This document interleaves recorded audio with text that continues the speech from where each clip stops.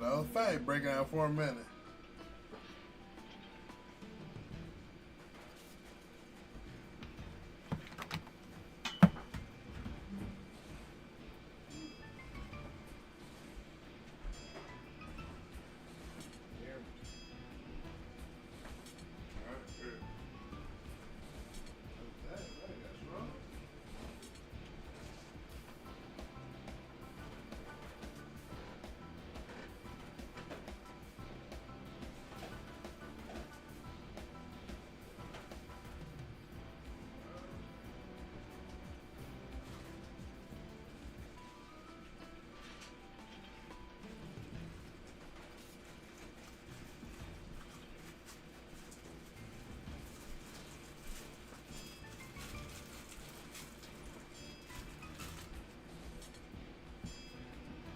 What's going on, Crip?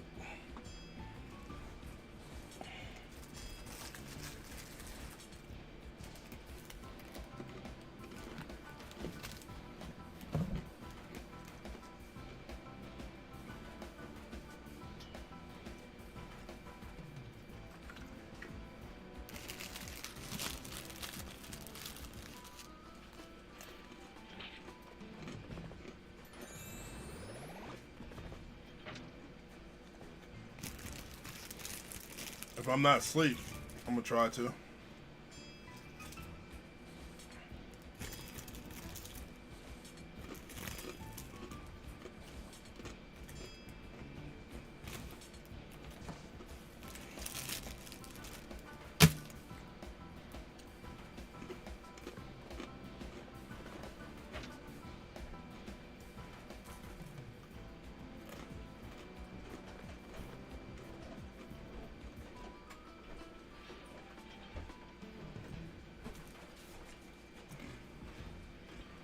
What are you watching down there?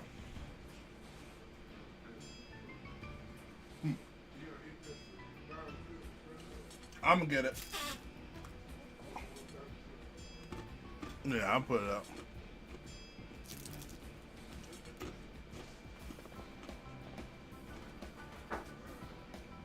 Nah.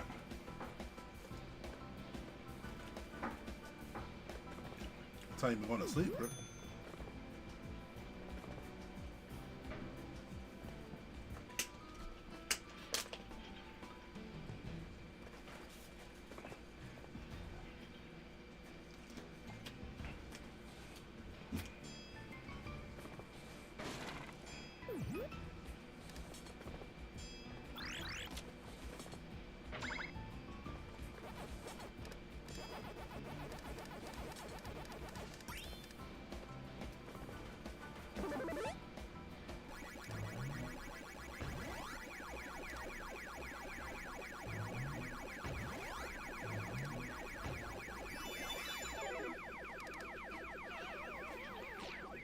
I jumped.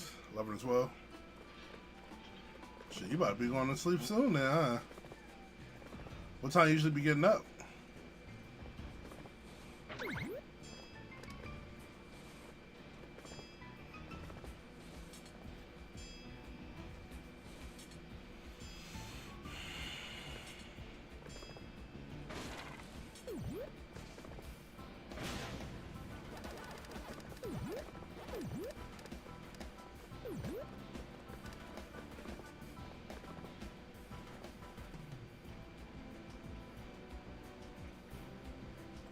Wait, what time did you go to sleep last night?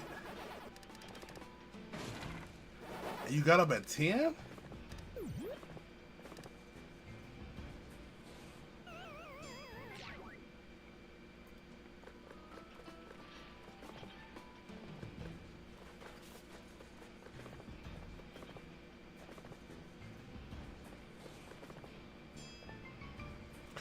You slept for 10 hours? Sheesh.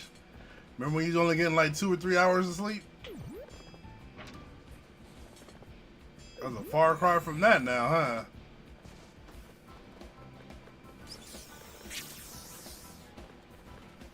Oh, okay, I got you. Still, some good sleep.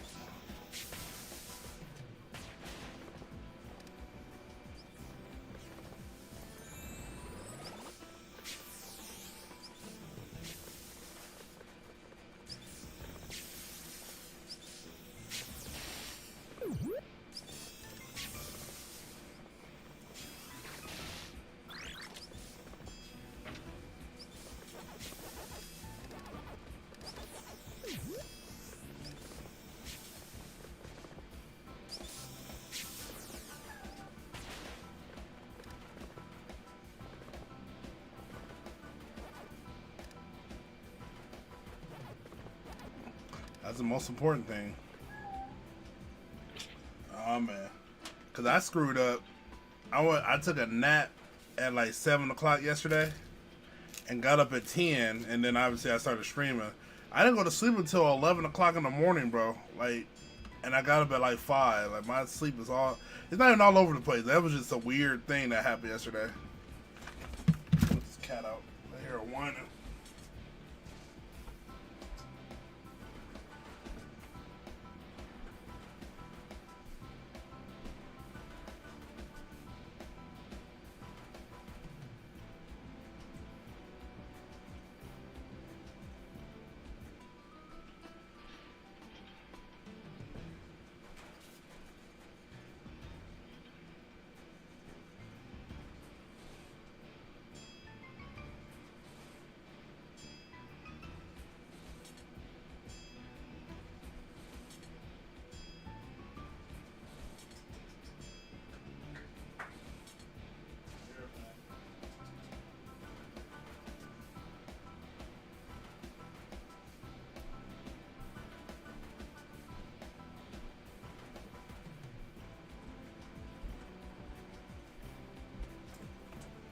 I'm about to keep a lookout. She's about to be annoying until I kick her out or put her in the basement. That's what I'm saying. Like, that's better than them 2-3 hours of sleep you was getting, huh?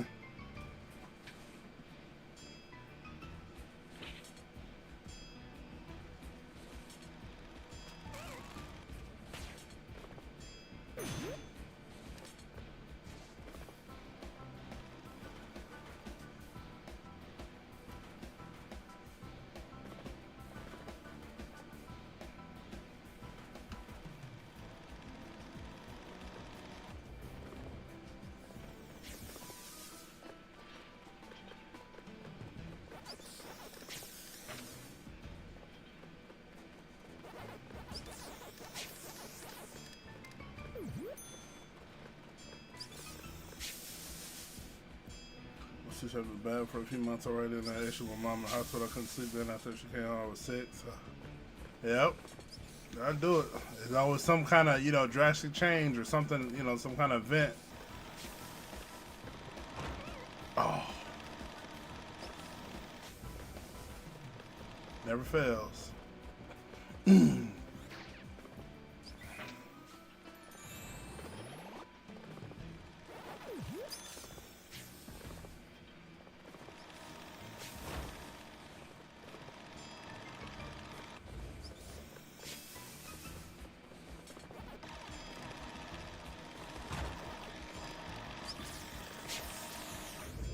Oh my goodness, how did I survive that?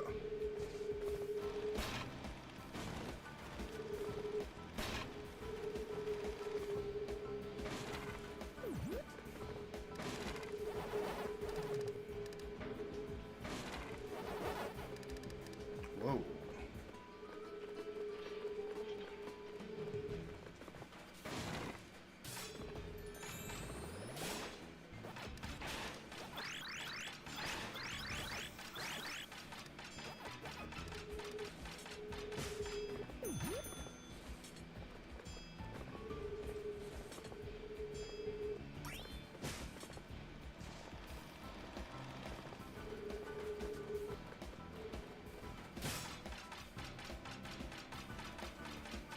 Hold on 1 second.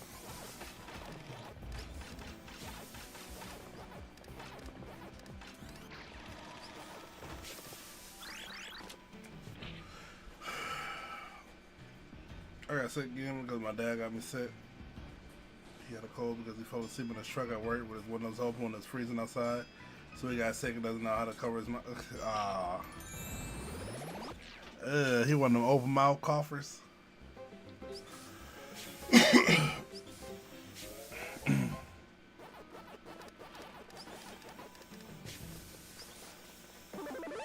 Ooh, you almost got me.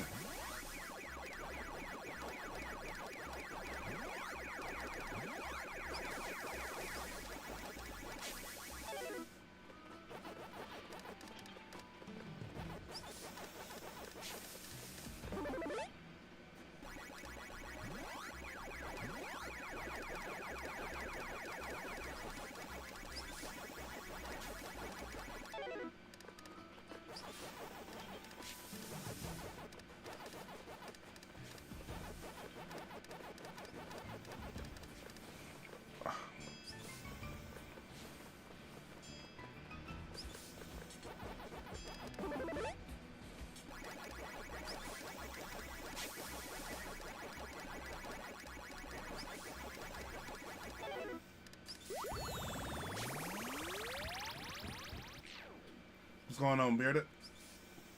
You tell him to cover your mouth. He goes, "What, you scared of getting sick?" Yes, I don't want to get sick.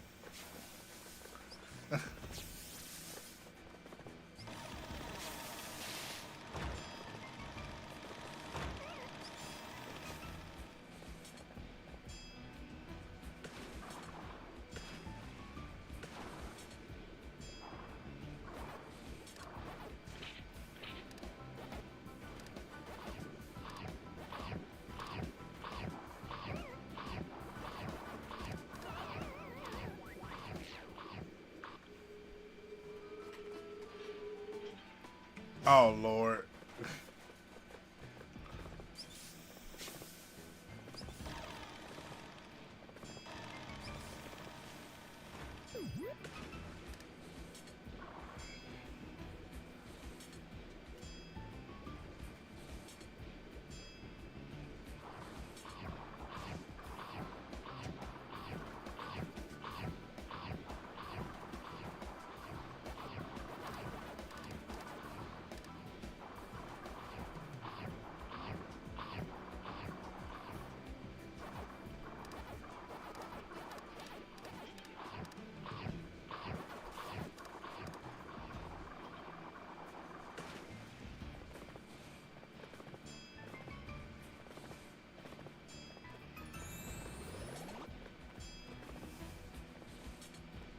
Wait a minute.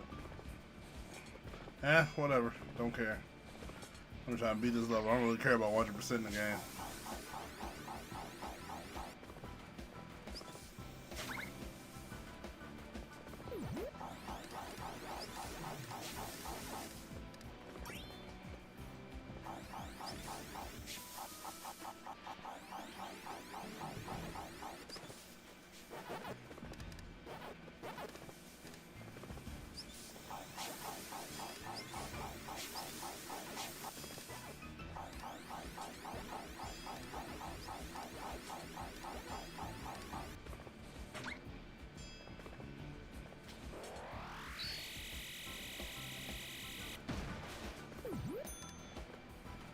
Whoa.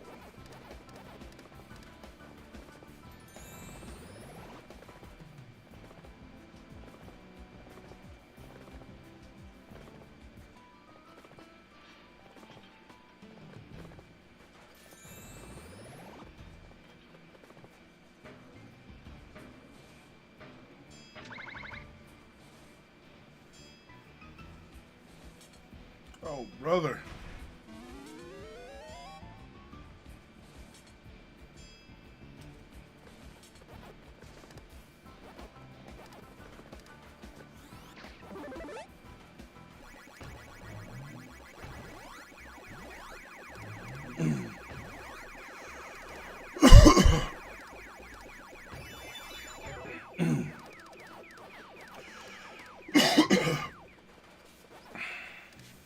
When you guys said the first time he woke up and told me, "My babe, make me some soup. I'm not feeling good. My head hurts. I don't feel good."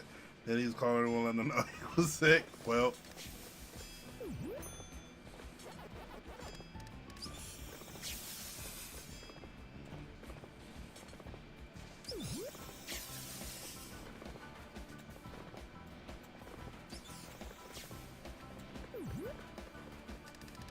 that was close.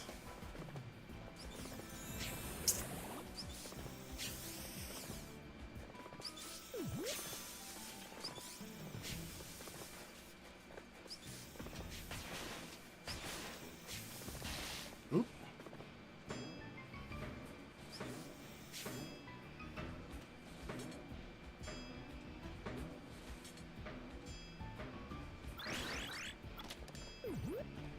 I missed the letter.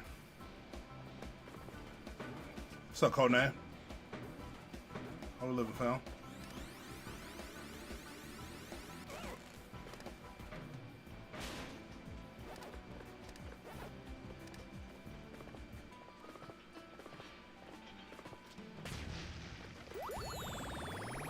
He called somebody, I don't know who it was, but he talking in Portuguese. He was basically saying, "My throat hurts, everything I do, my throat's sore, nobody asked me how I'm doing." Wow. You doing any streaming today, Cole? Hey, shout out to Biz. Appreciate you, GOAT.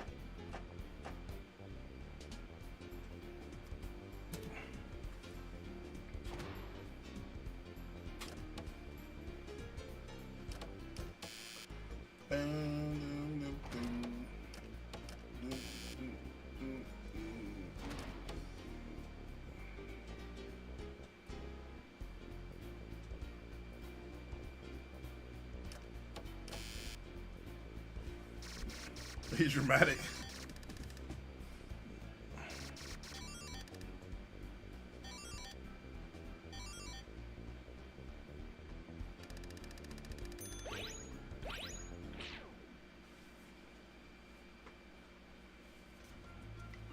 He's dramatic, but don't care about, you know, covering his mouth, though, when he's sick.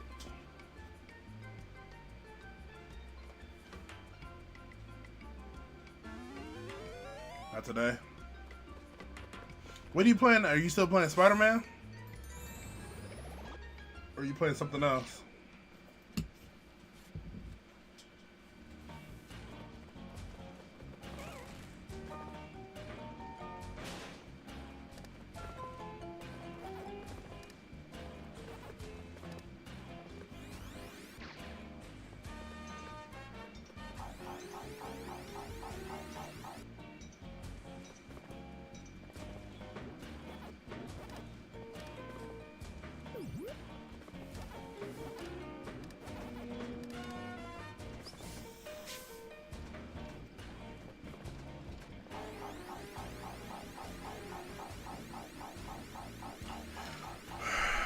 Did you do any gaming today, Crunk?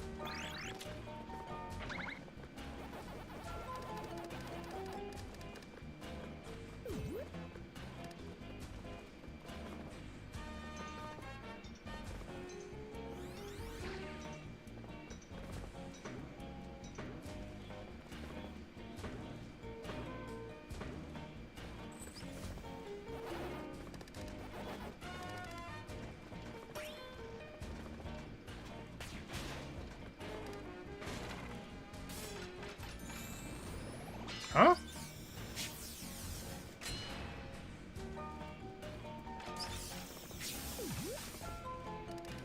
Oh, duh, that's fine. This time around, it was definitely just a cold or very weak virus. Yeah. Should I go? I'm good. There you are. Hold on. Grab this cat real quick. You wanna go outside, mamas?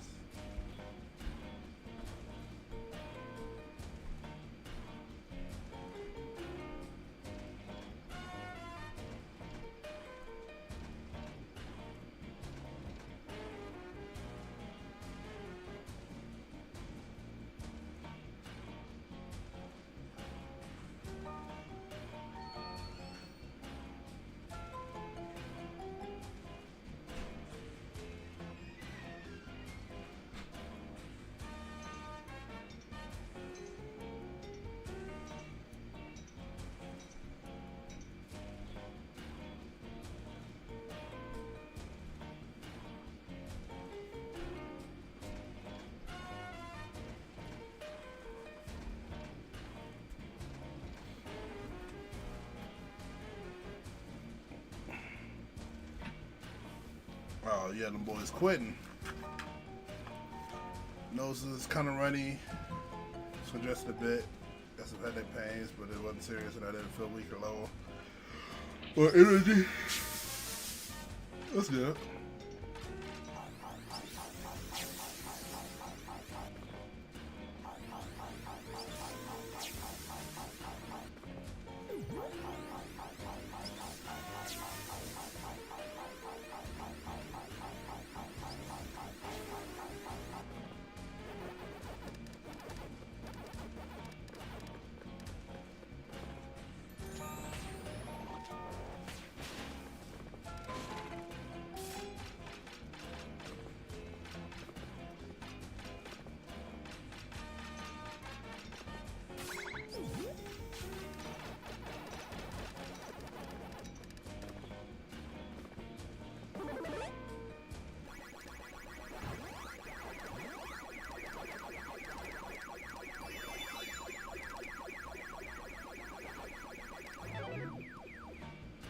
I was sick earlier. It was either a virus or Rona. Yeah.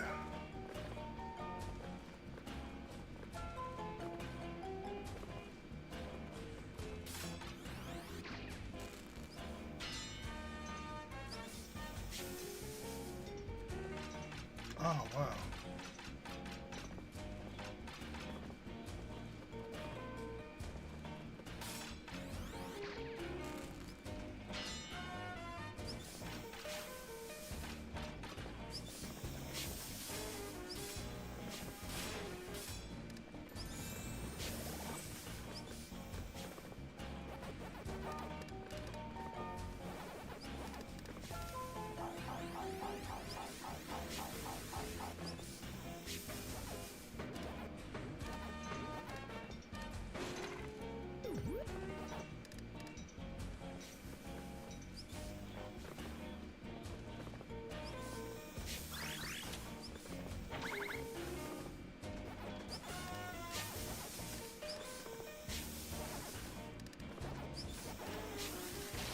Ah. Whoops.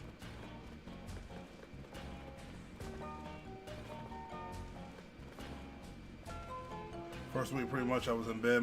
Man, I know that feeling.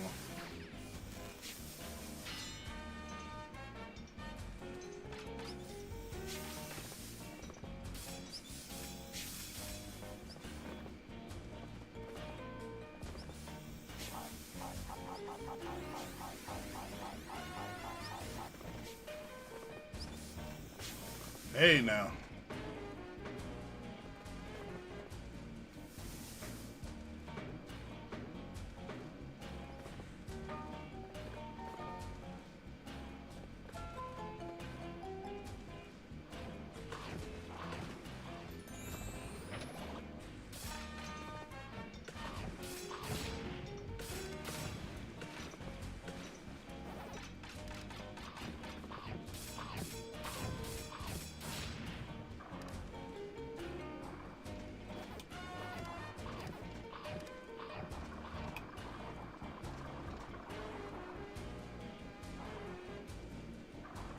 Huh. Never heard of that one.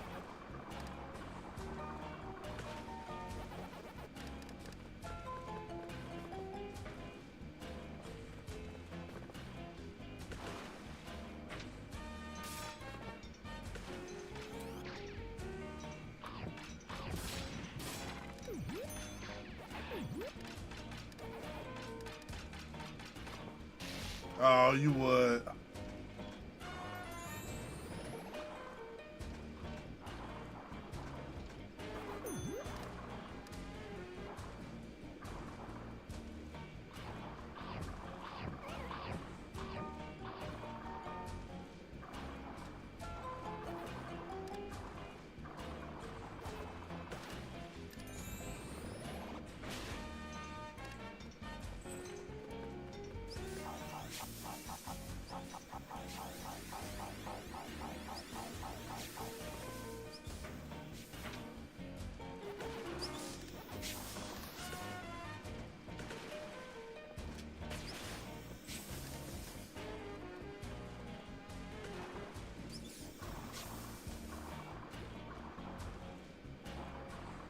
It's the red down in the 7-Up logo and it has arms in the shades.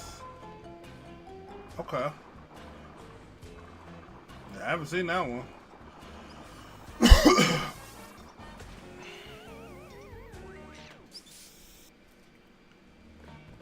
Do you plan on watching any of the cartoon Spider-Man that just came out on Disney? Well, that should have been pretty good so far.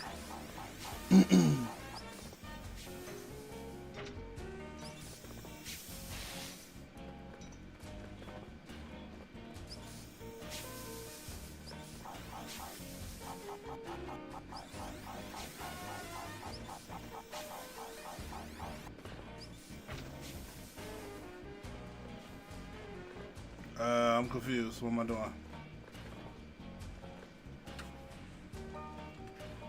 Oh man, the X-Men one was so fire.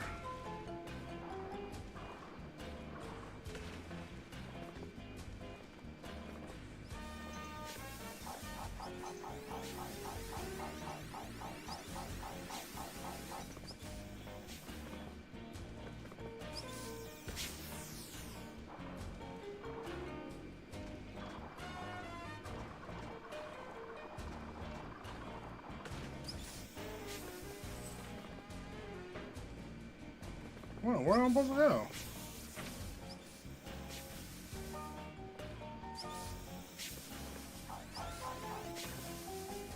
Oh, does it?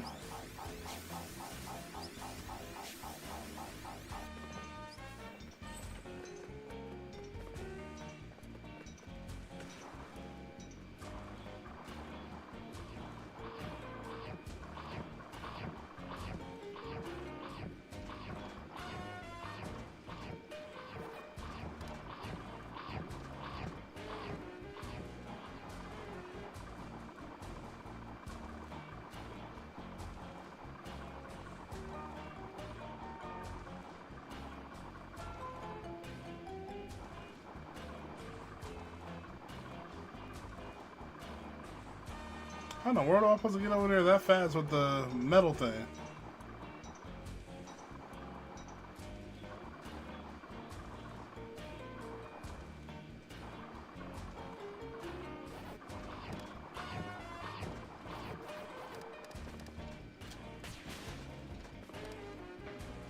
Eh, that's fine.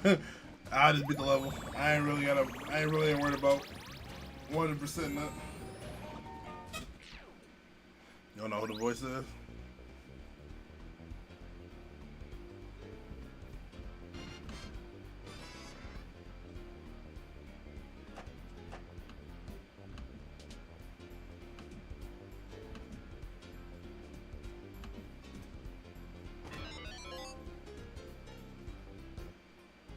Dun, dun, dun, dun.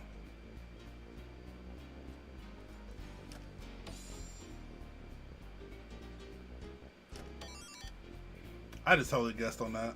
I'm gonna take it too.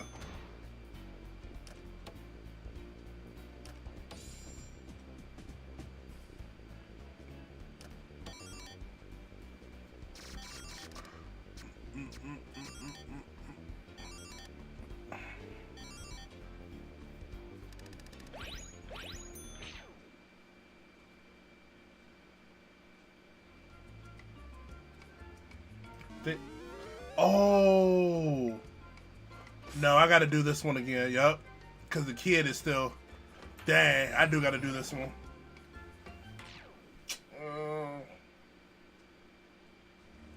Cause I gotta unlock the kid. I did miss that. So I guess I do gotta be a little sweaty on this one.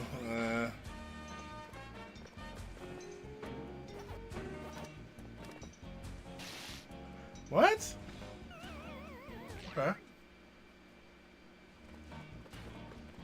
I'm getting patient because I kind of just want to get through this part.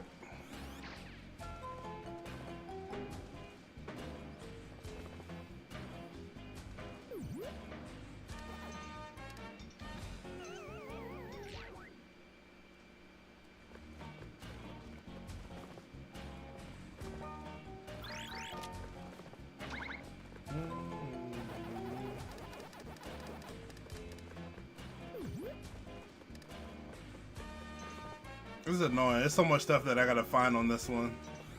Just to unlock this kid, I guess.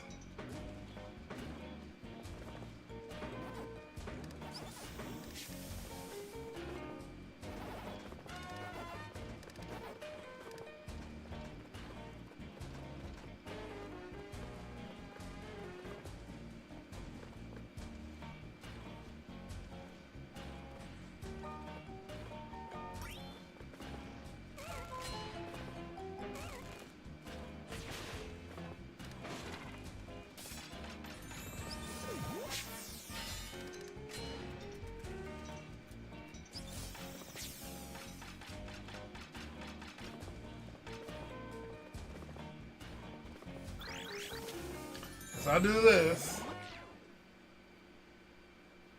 I really don't want to, but whatever.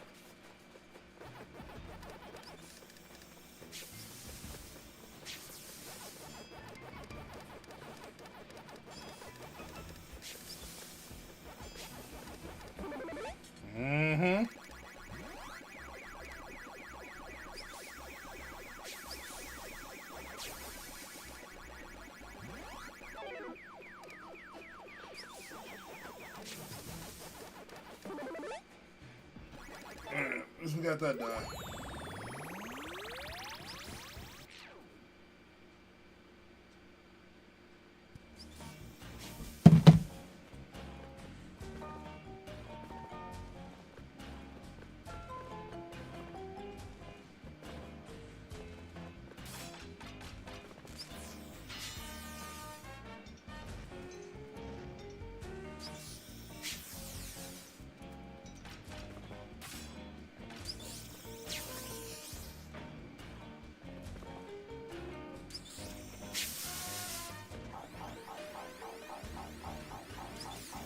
Bulldozer? I'm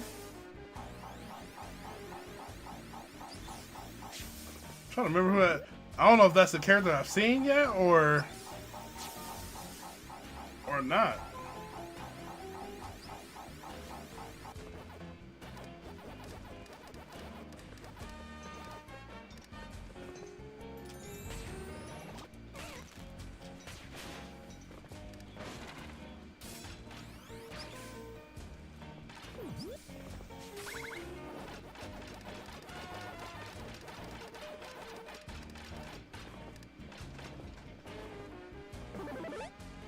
Welcome to Doom.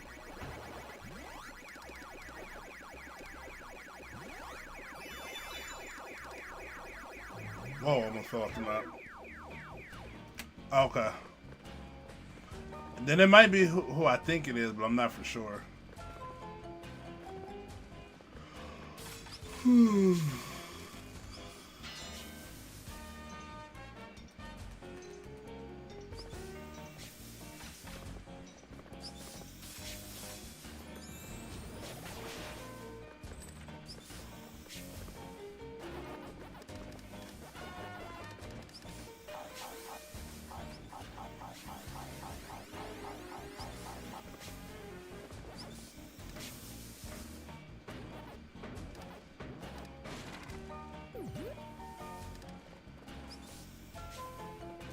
Whoa, my fellow.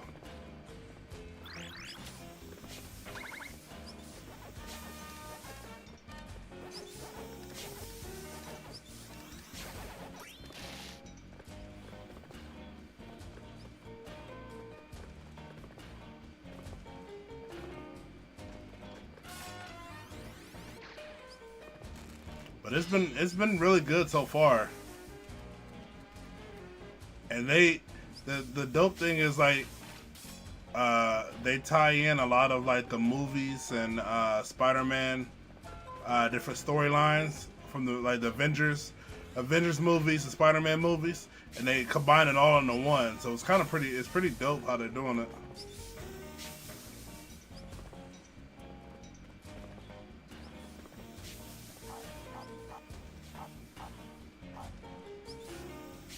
Ah, okay.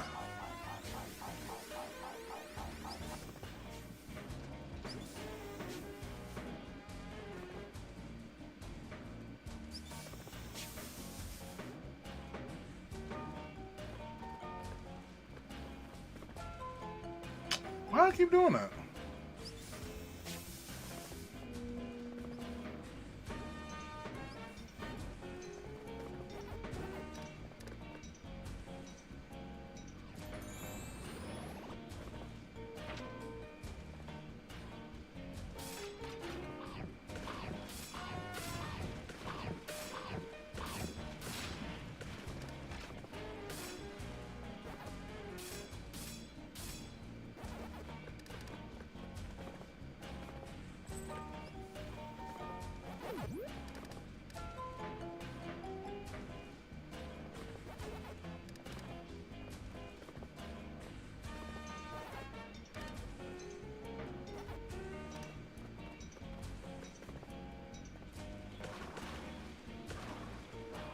Yeah, but I didn't think they was gonna combine like the movies and all that stuff. But that's pretty cool that they're doing it.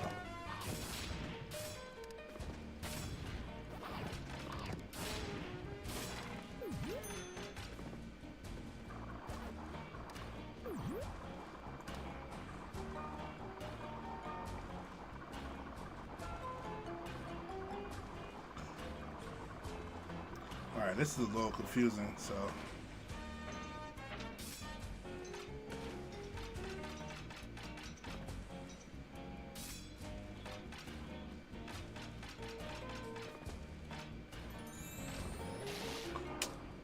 Bro, there's no way that I can get down there that fast. Hold on. Unless there's one over here. There's gotta be.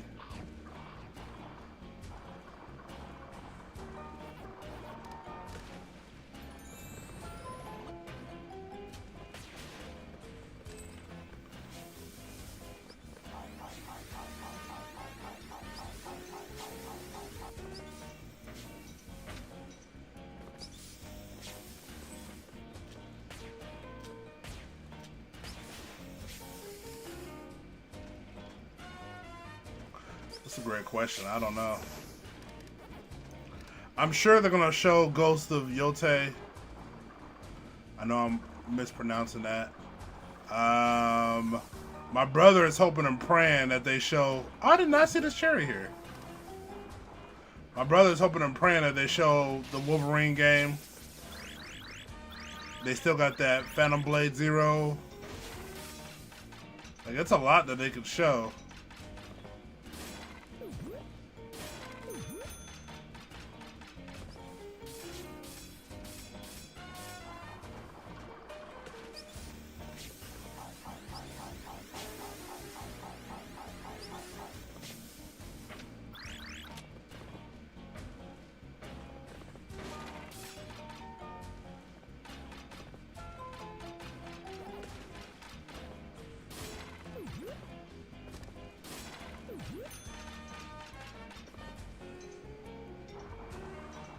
Yeah.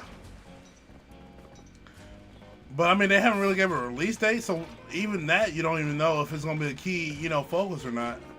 So we don't know when that's supposed to come out. Bro, I was trying to hit. Really? Alright.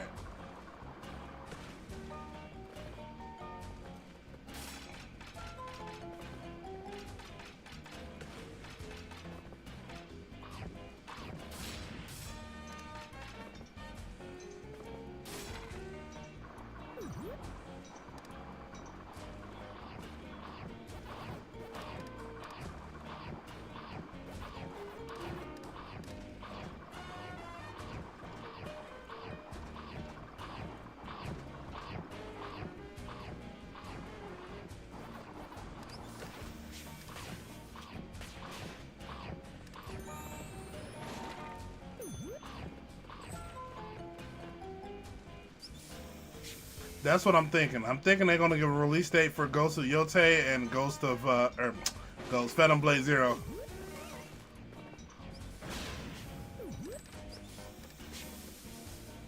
I definitely think so.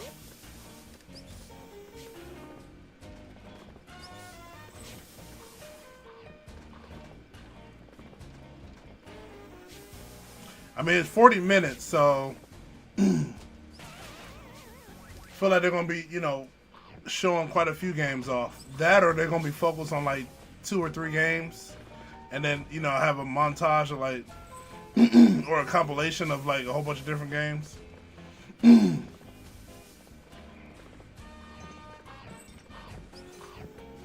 I go backwards? No.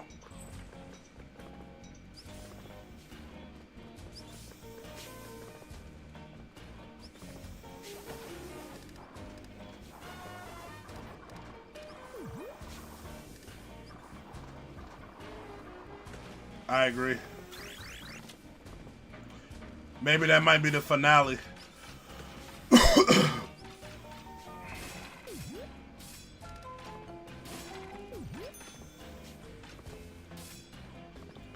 Dumb question. Any chance we see Grand Theft Auto?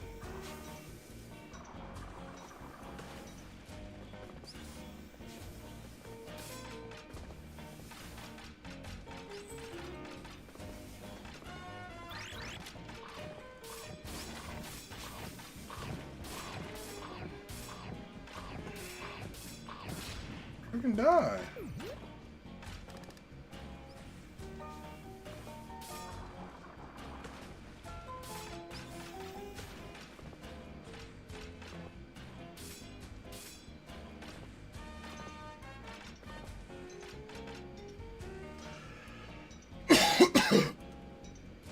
I agree. I don't think it's a chance either.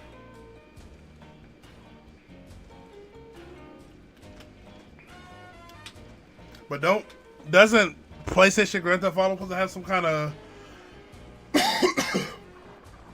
partnership or something?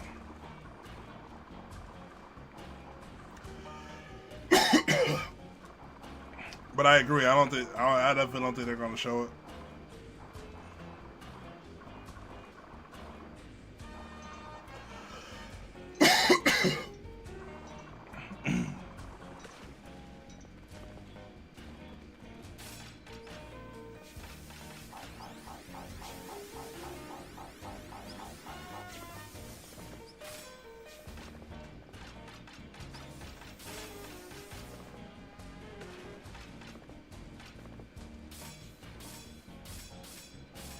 Yeah.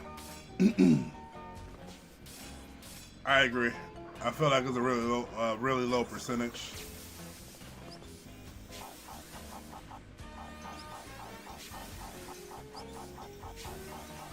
I'm trying to think, like maybe they maybe they show off a new game. There's always this. I've been seeing rumors of Uncharted. You know, they've been saying forever a new Uncharted remaster, remake. No, remake. They said remake. Maybe Naughty Dog show off their new game that they showed off, you know, at the Video Game Award show.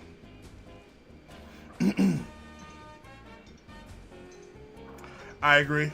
I definitely agree with that.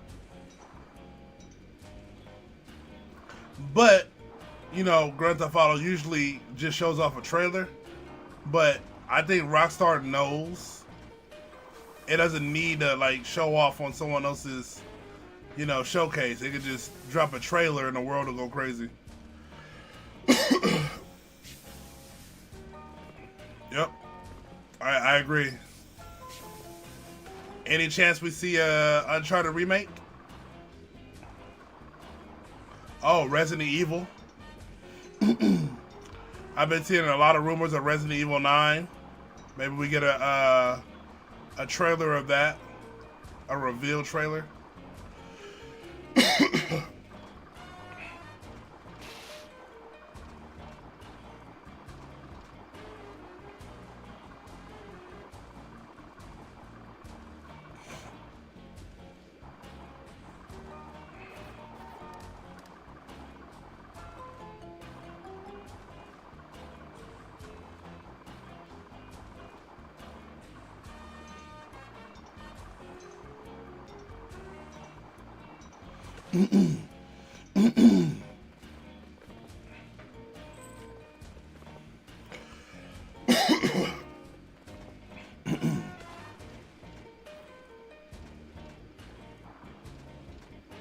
I mean, Capcom pretty much confirmed that they're working on Resident Evil 9, so I think it's just now a matter of when we'll see it.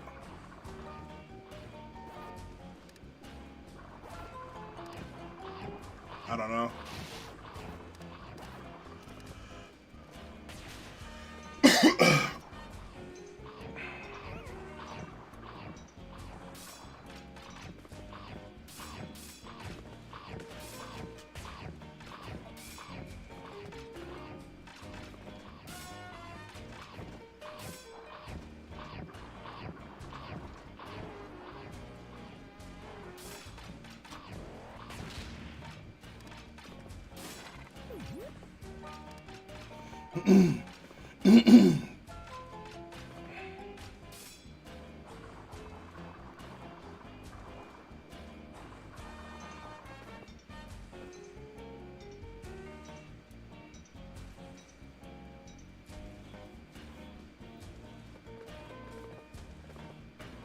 Not sure.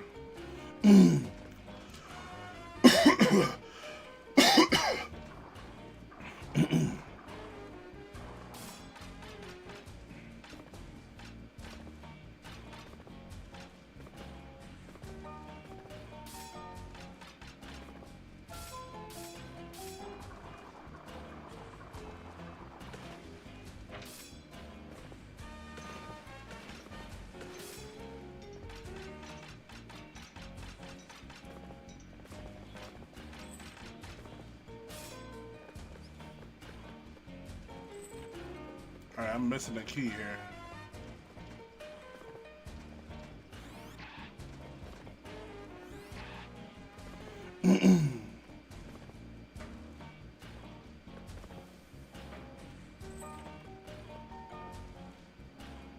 Oh, Death Stranding. Yeah.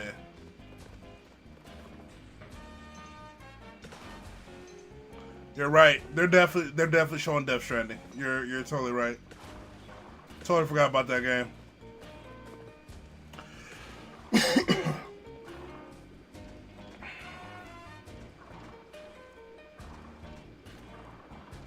I say that's like a 90% chance, 95% chance that they show something on Death Stranding, a release date, more gameplay, something.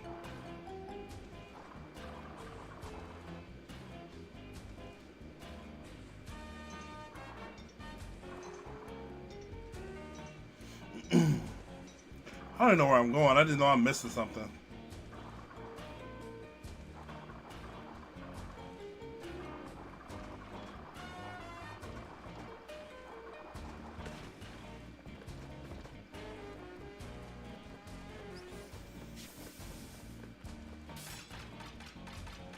Yep, tomorrow. I think it's 5 p.m. Eastern time, I want to say.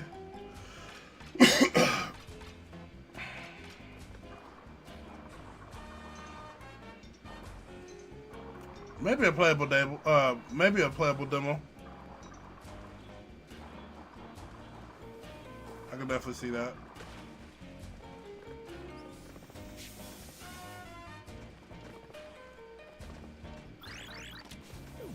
There we go.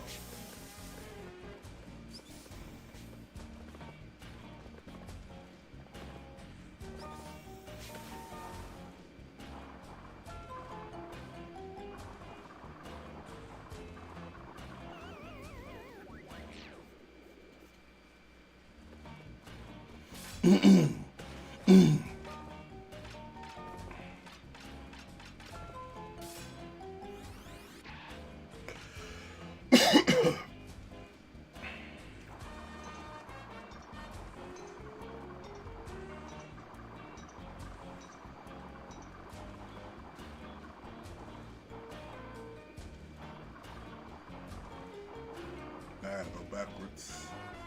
No?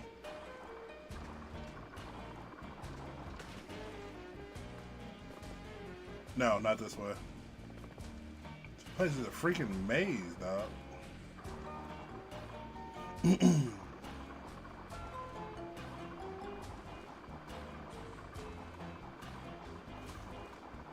I would love to see more on the Naughty Dog, but I feel like it's still too early. But who knows? Because they've been working on the game for 4 years, so maybe they got something, now that they want to show off.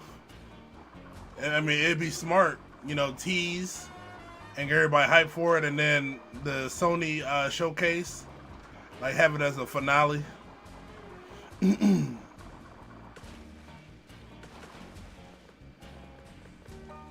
That low-key seemed like something Naughty Dog would do.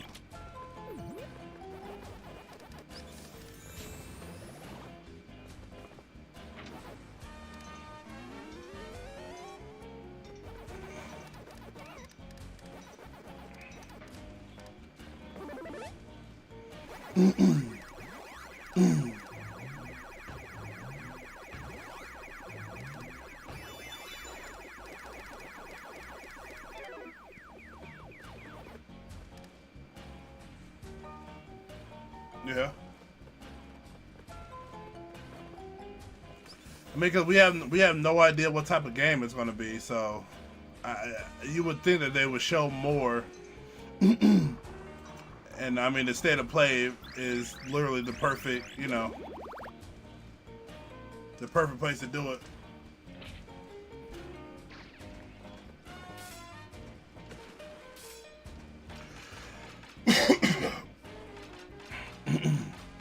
All right, now I can finally get out of here.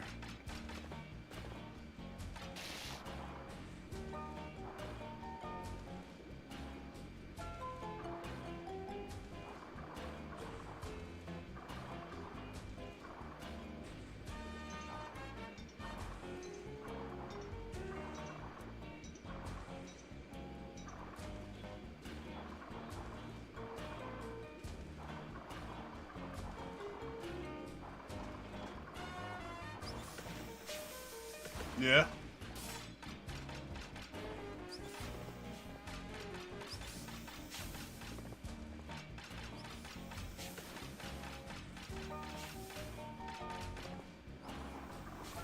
This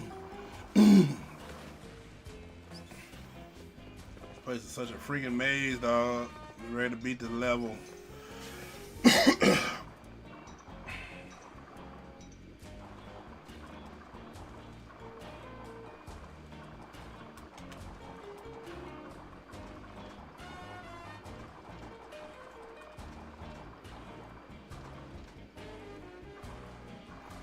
Good. That'd be another way to get, you know, people hyped.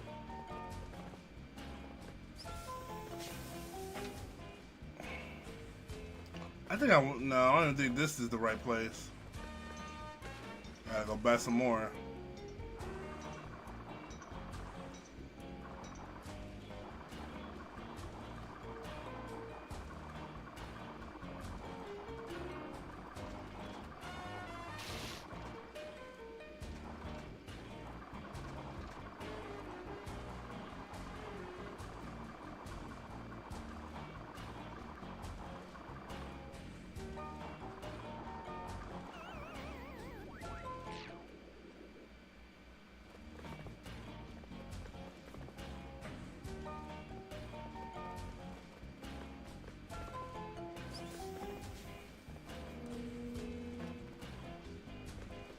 Alright, video. Oh, the show.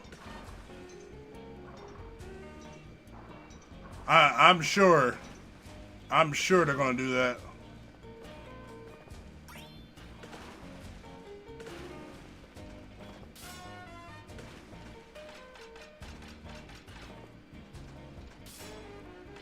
I think I actually need to go that way.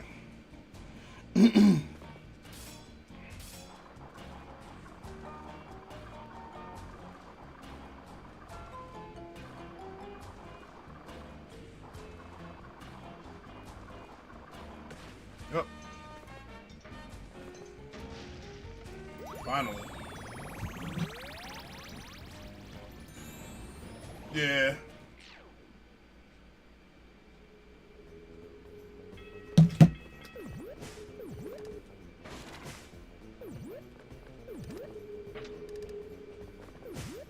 So we got less than a month, then Daredevil will be coming out.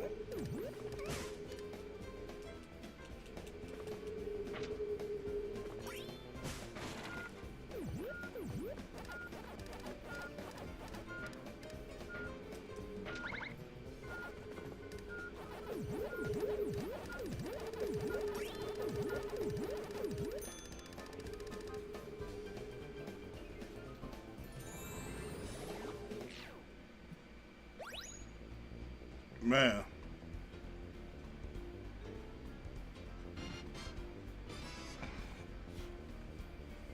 I might have to go back to watching them Netflix shows. I've been getting caught up on all my animes and all that stuff and watching that.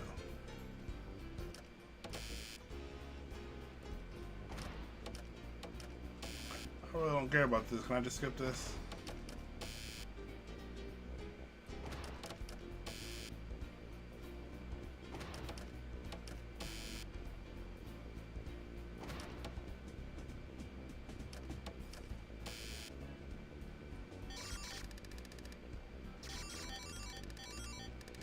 I got 55 lives. I think I'll be fine beating the game.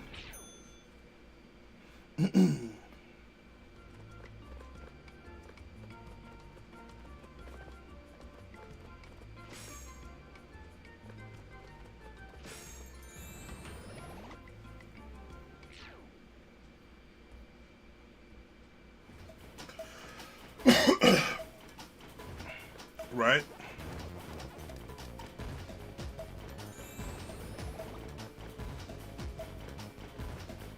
Hopefully.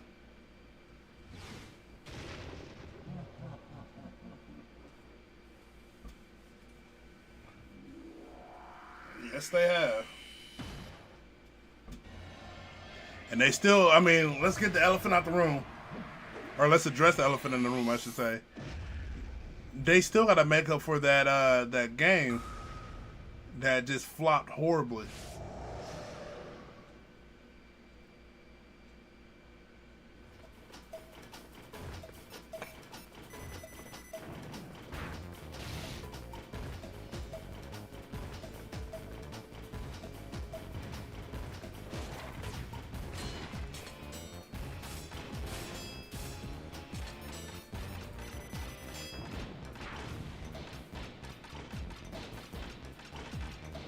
Oh.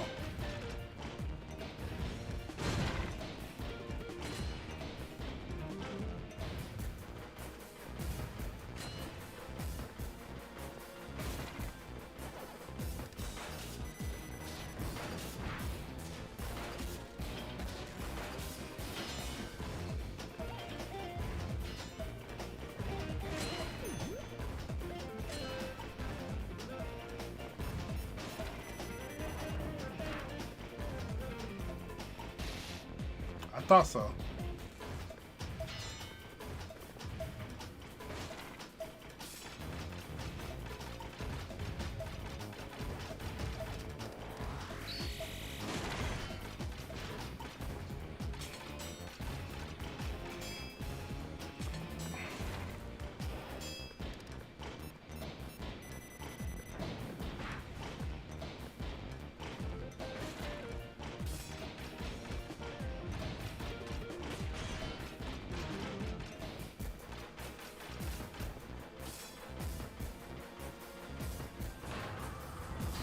Mm-hmm. I bet it did.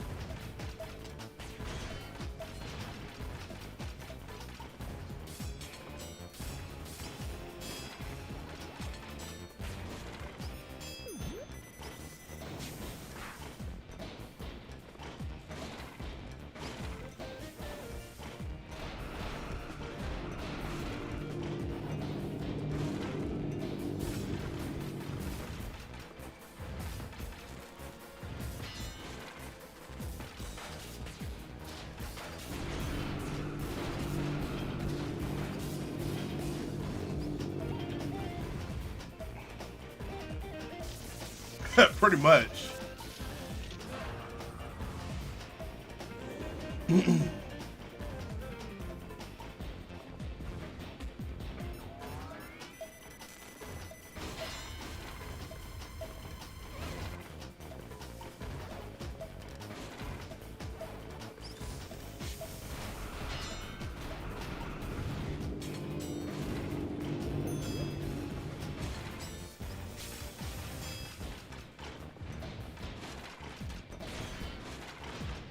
One more.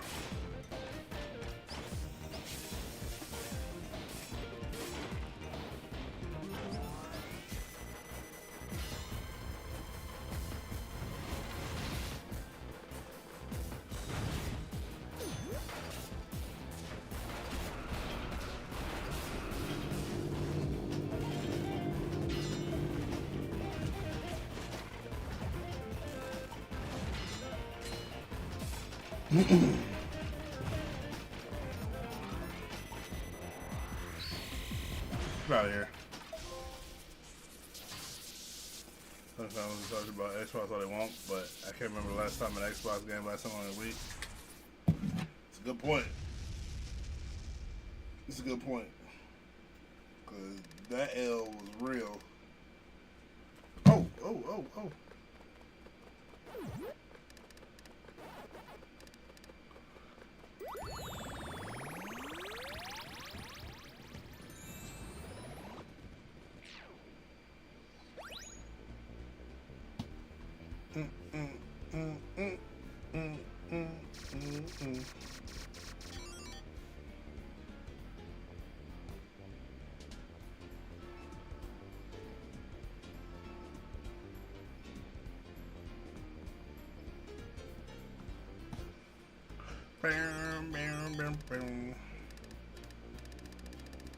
Yeah, that was beyond tragic. Lasting only a week.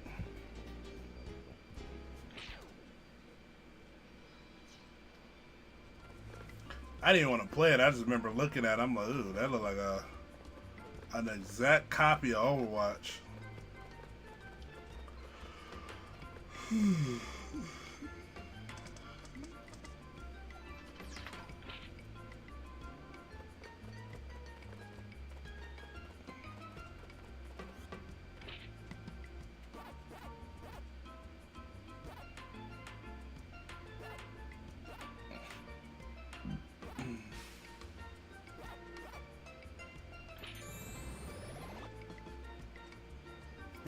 Man,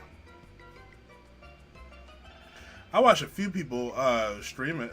Like they said it was decent, but it definitely just felt like an Overwatch clone.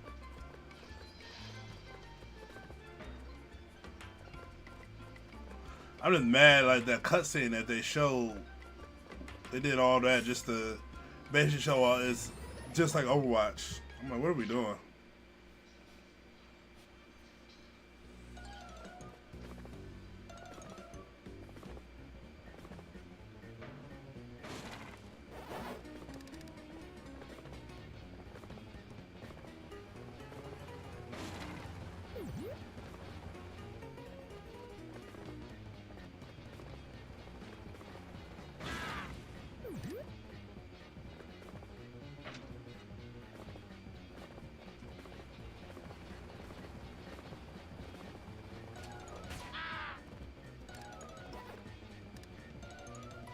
Literally.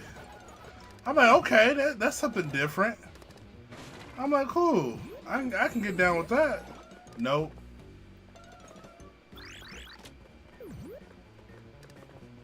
I'm like, Sony, y'all tripping for this one.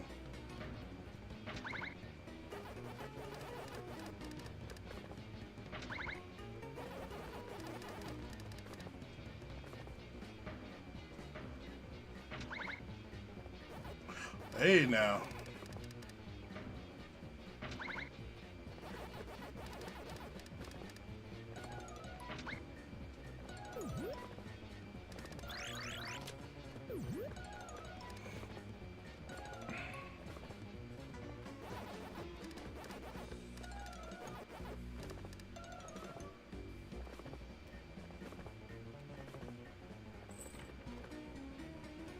Right?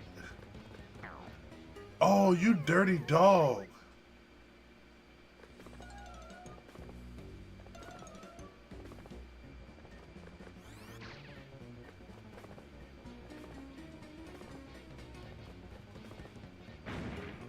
Huh?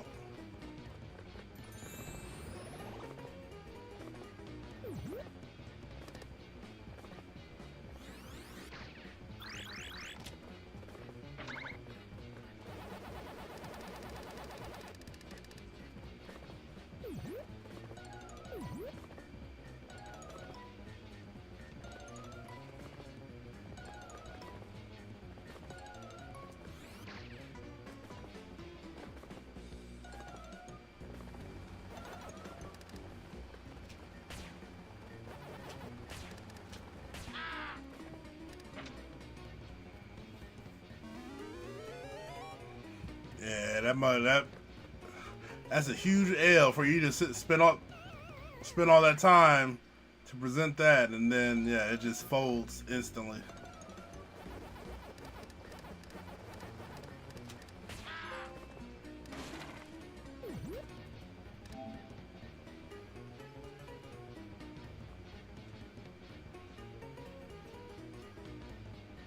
True. Definitely was.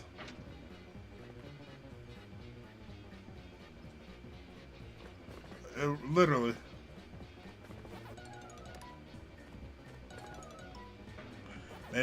Maybe they weren't fully ready yet or something. I don't know.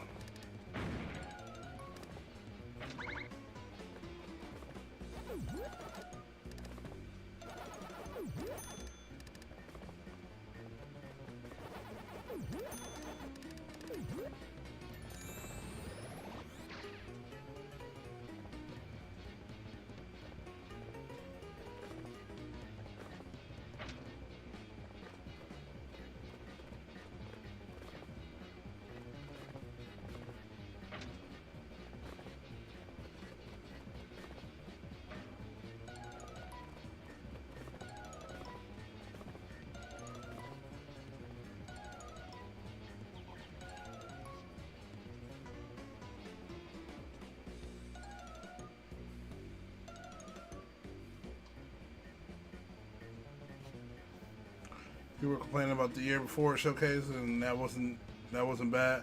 Oh my god, when they showed off the Gran Turismo movie or whatever, and people were complaining about that, I'm like, dude, that wasn't even that bad. Like, I kind of rolled my eyes at the Gran Turismo thing, but the rest of the showcase was pretty solid.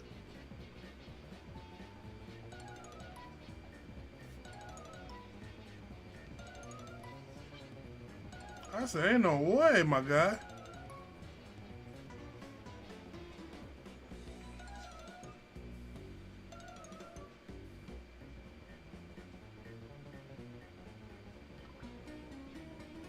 All right. Yeah, outside the movie was solid. Facts.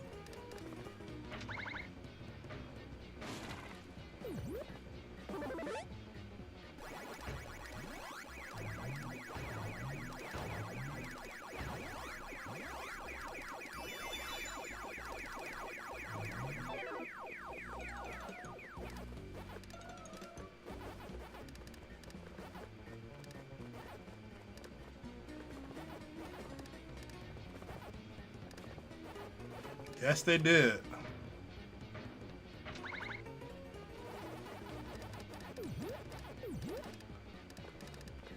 Freaking the difference between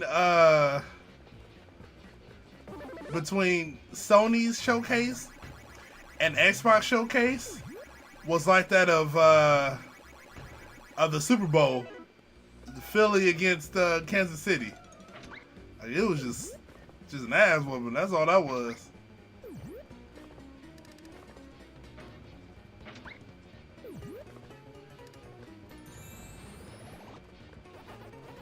Wasn't even close. I was so hot, so hyped watching the Xbox. I said, this is so much better than what I watched, with the PlayStation one. And people really had the nerve to talk about, oh man, PlayStation killed it. It was definitely the showcase of the year. I don't know what kind of crack you hitting, but I don't want it. That's that pure crack.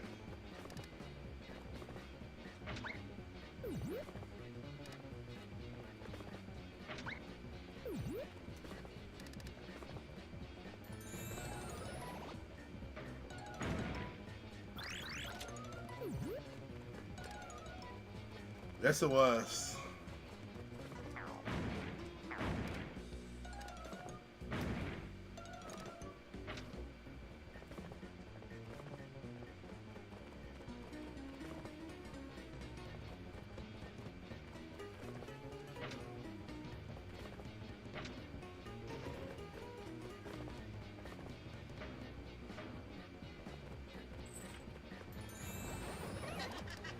Oh yeah?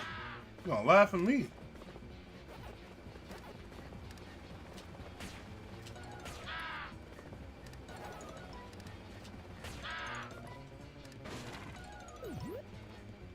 Man, I really don't feel like doing that.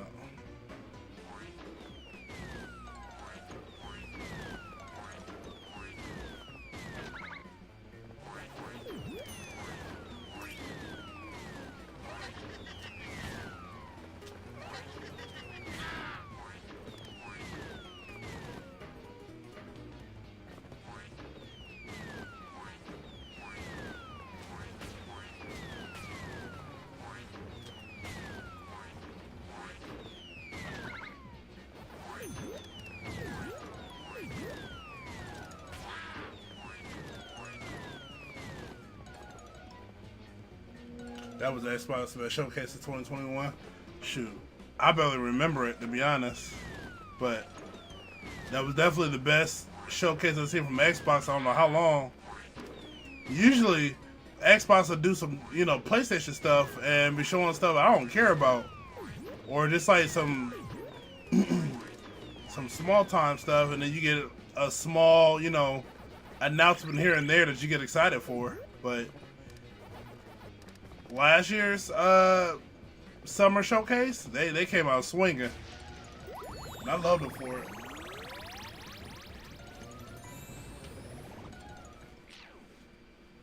It was greatness.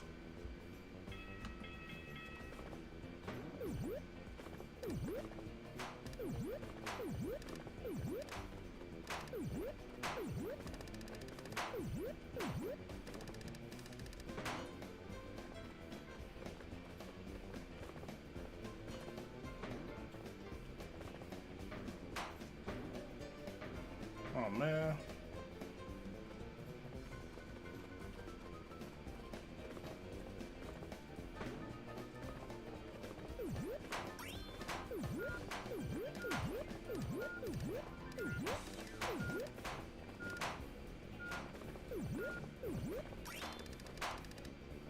Hey, let's go. I didn't think I was gonna clear that. Isn't that crazy? Because remember, Xbox would have its like this section of it just be non-stop indie games. I'd be like, well, let me go find me some food, or let me go look on my phone, or whatever. And now PlayStation's doing that.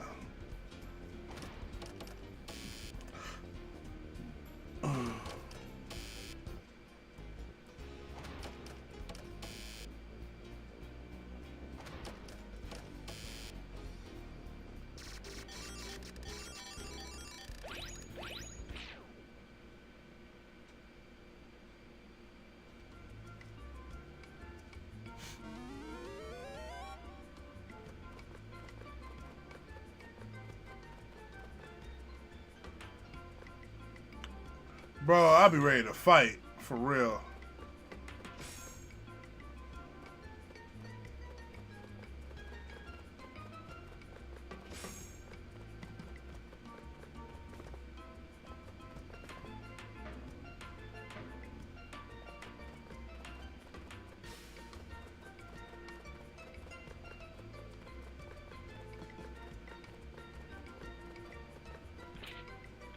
Let me say this.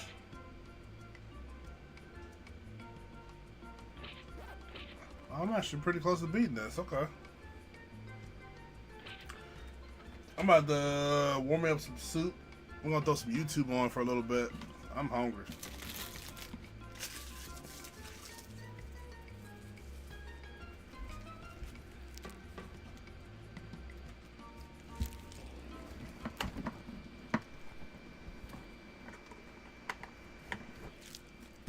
Dagnabbit.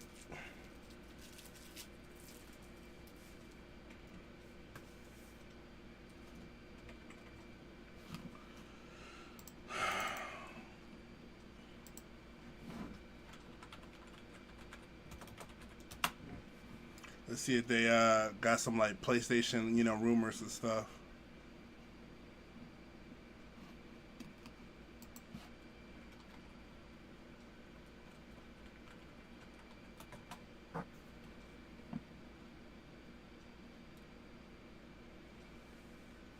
That's why I still got indie games, but they're not. Yeah, no.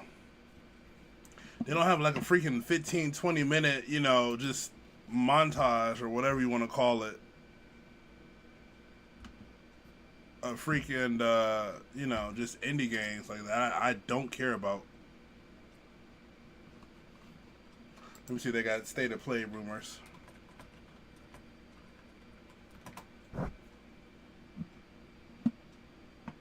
Dreamcast guy? Okay.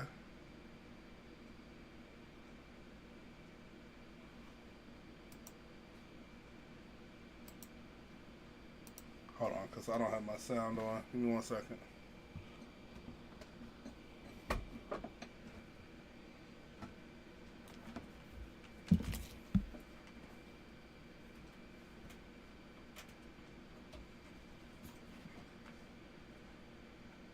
Is he? Oh, Lord.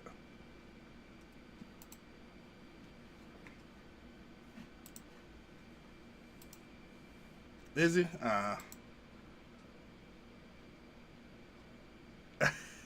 What do you expect to see tomorrow, Bearder? What do you hope to see tomorrow?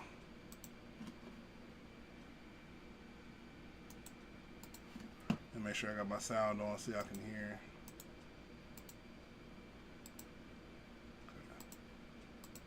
Play rumors are circulating quite a lot, and we have an update as far as the date goes.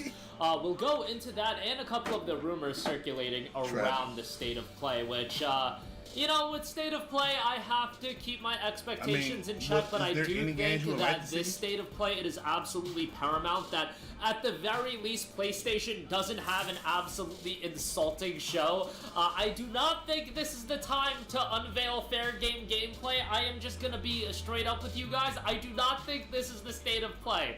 I don't know if PlayStation is thinking that, hey, we canceled all of these live service games, let us show that we're still in this live service game, and let us show how good fair game looks. It ain't the time for that, Sony, I'm telling you this right now, but let's talk about that. Now a reliable Chinese leaker is teasing that the State of Play will be happening on February the 13th, which really to me makes a lot more sense. I get it. We all want to joke about, Valentine's Day don't matter. Gamers care more about State of Play than any relationship they're in, or the relationship they're not in, whatever the case may be. But reality is, State of Play is an event that, yes, the core audience is going to watch it, but you're also uploading a lot of notable trailers. Like, if Resident Evil 9 gets revealed, so on and so forth, why would you do it Valentine's Day? Like I said, I think Resident Evil, I think they're going to show Resident Evil somehow, some way. It just makes more sense on February the 13th. Now, the I feel like might be different for a 40-minute, they're going to have some kind of secret reveal. Now there are also what do you guys think will be like the secret reveal that would shock everybody?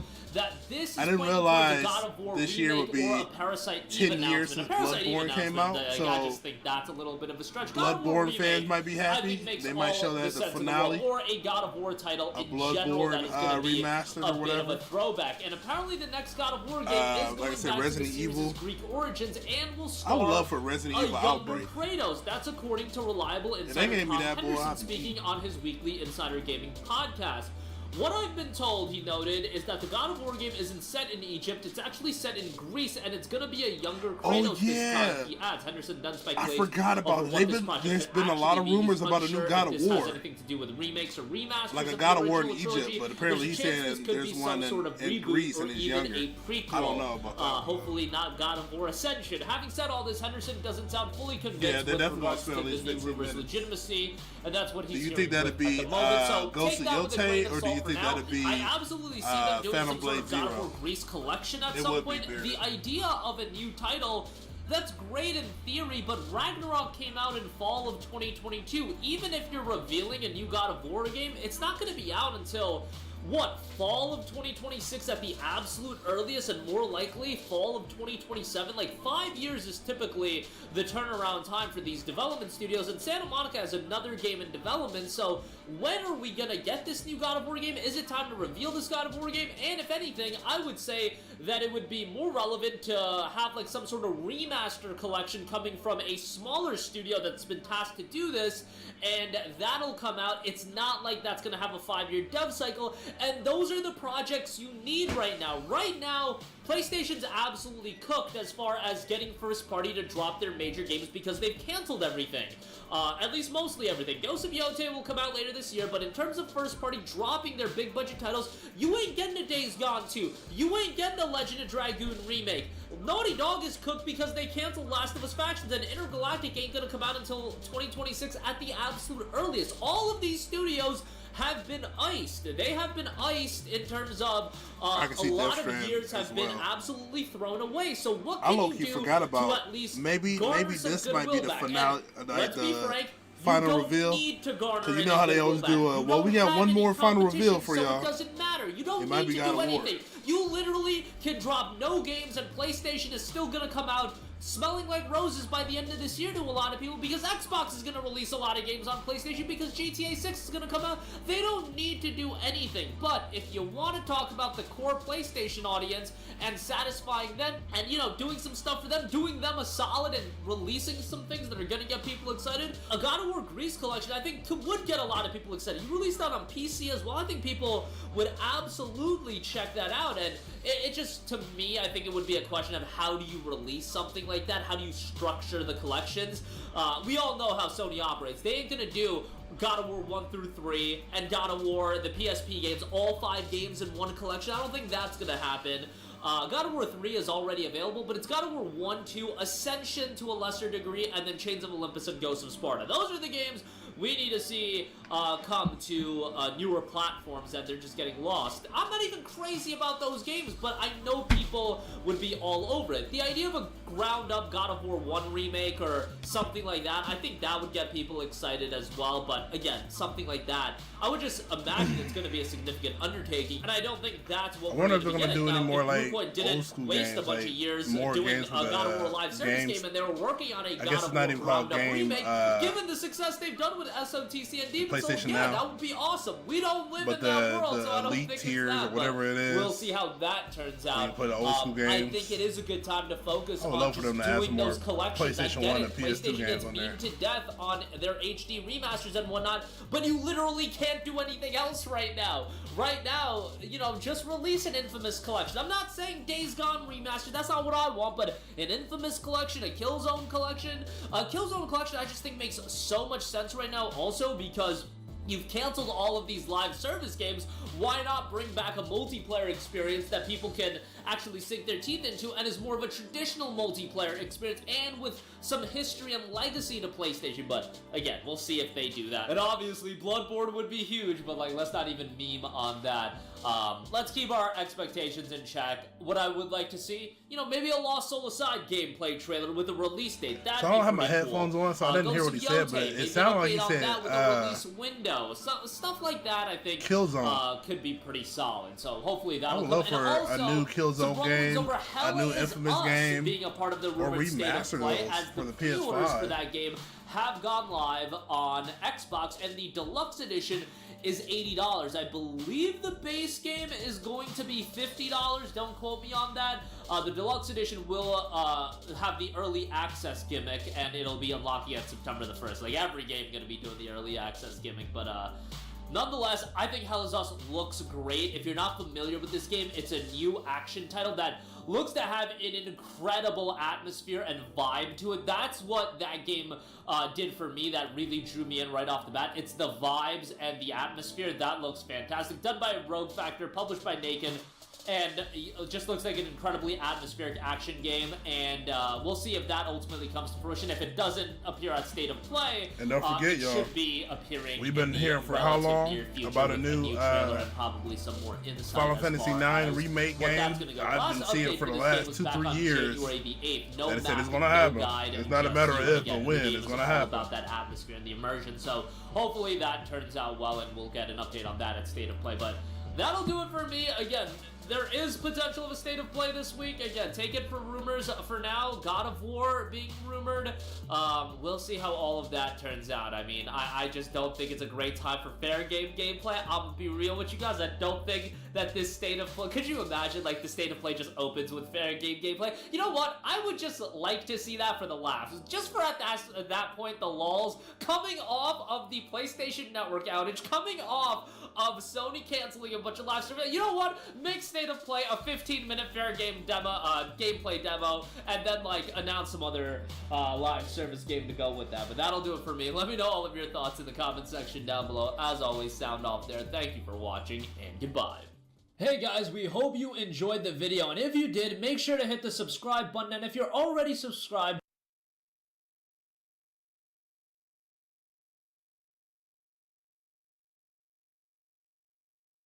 Wait, what is this? You see this?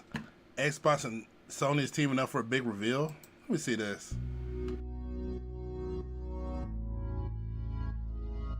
Hey, what's up, everybody? Welcome back to News Dose. And yes, it sounds like PlayStation is going to have a fun week, and this might actually include yet another I'm sure they Xbox will. partnership. Some kind of Now, I do apology think or this one something like makes that. a lot of sense, but it is for a newer title, and just the way it's said to be announced, this really could speak to Microsoft's new multi-platform strategy. So stick around, and we're going to talk all about that and also the newly announced PlayStation State of Play. Before we do, though, I do want to thank my supporters on Patreon and on YouTube memberships. You all are absolutely awesome, and just thank you so much for what you do. Let's go and get right into things, though, starting off with Capcom and what appears to be yet another re-release, this time for Resident Evil 5 on the Xbox Series, though I'm going to go ahead and assume here that this will be for the PlayStation 5 as well. Listen, and I need say, that Resident Evil 5 for real, for real. Bit of speculation online. What's happening here is that a new ESRB rating popped up online, And I mean, we've covered these type of stories long enough to kind of know that more often than not, that yeah, these rating boards tend to leak games out a little bit early. Yeah, they have a bit of a problem with this, but however, in this situation, fans are curious on whether or not this is a simple remaster or if it's a remake in the same vein as Resident Evil 2, 3, and 4.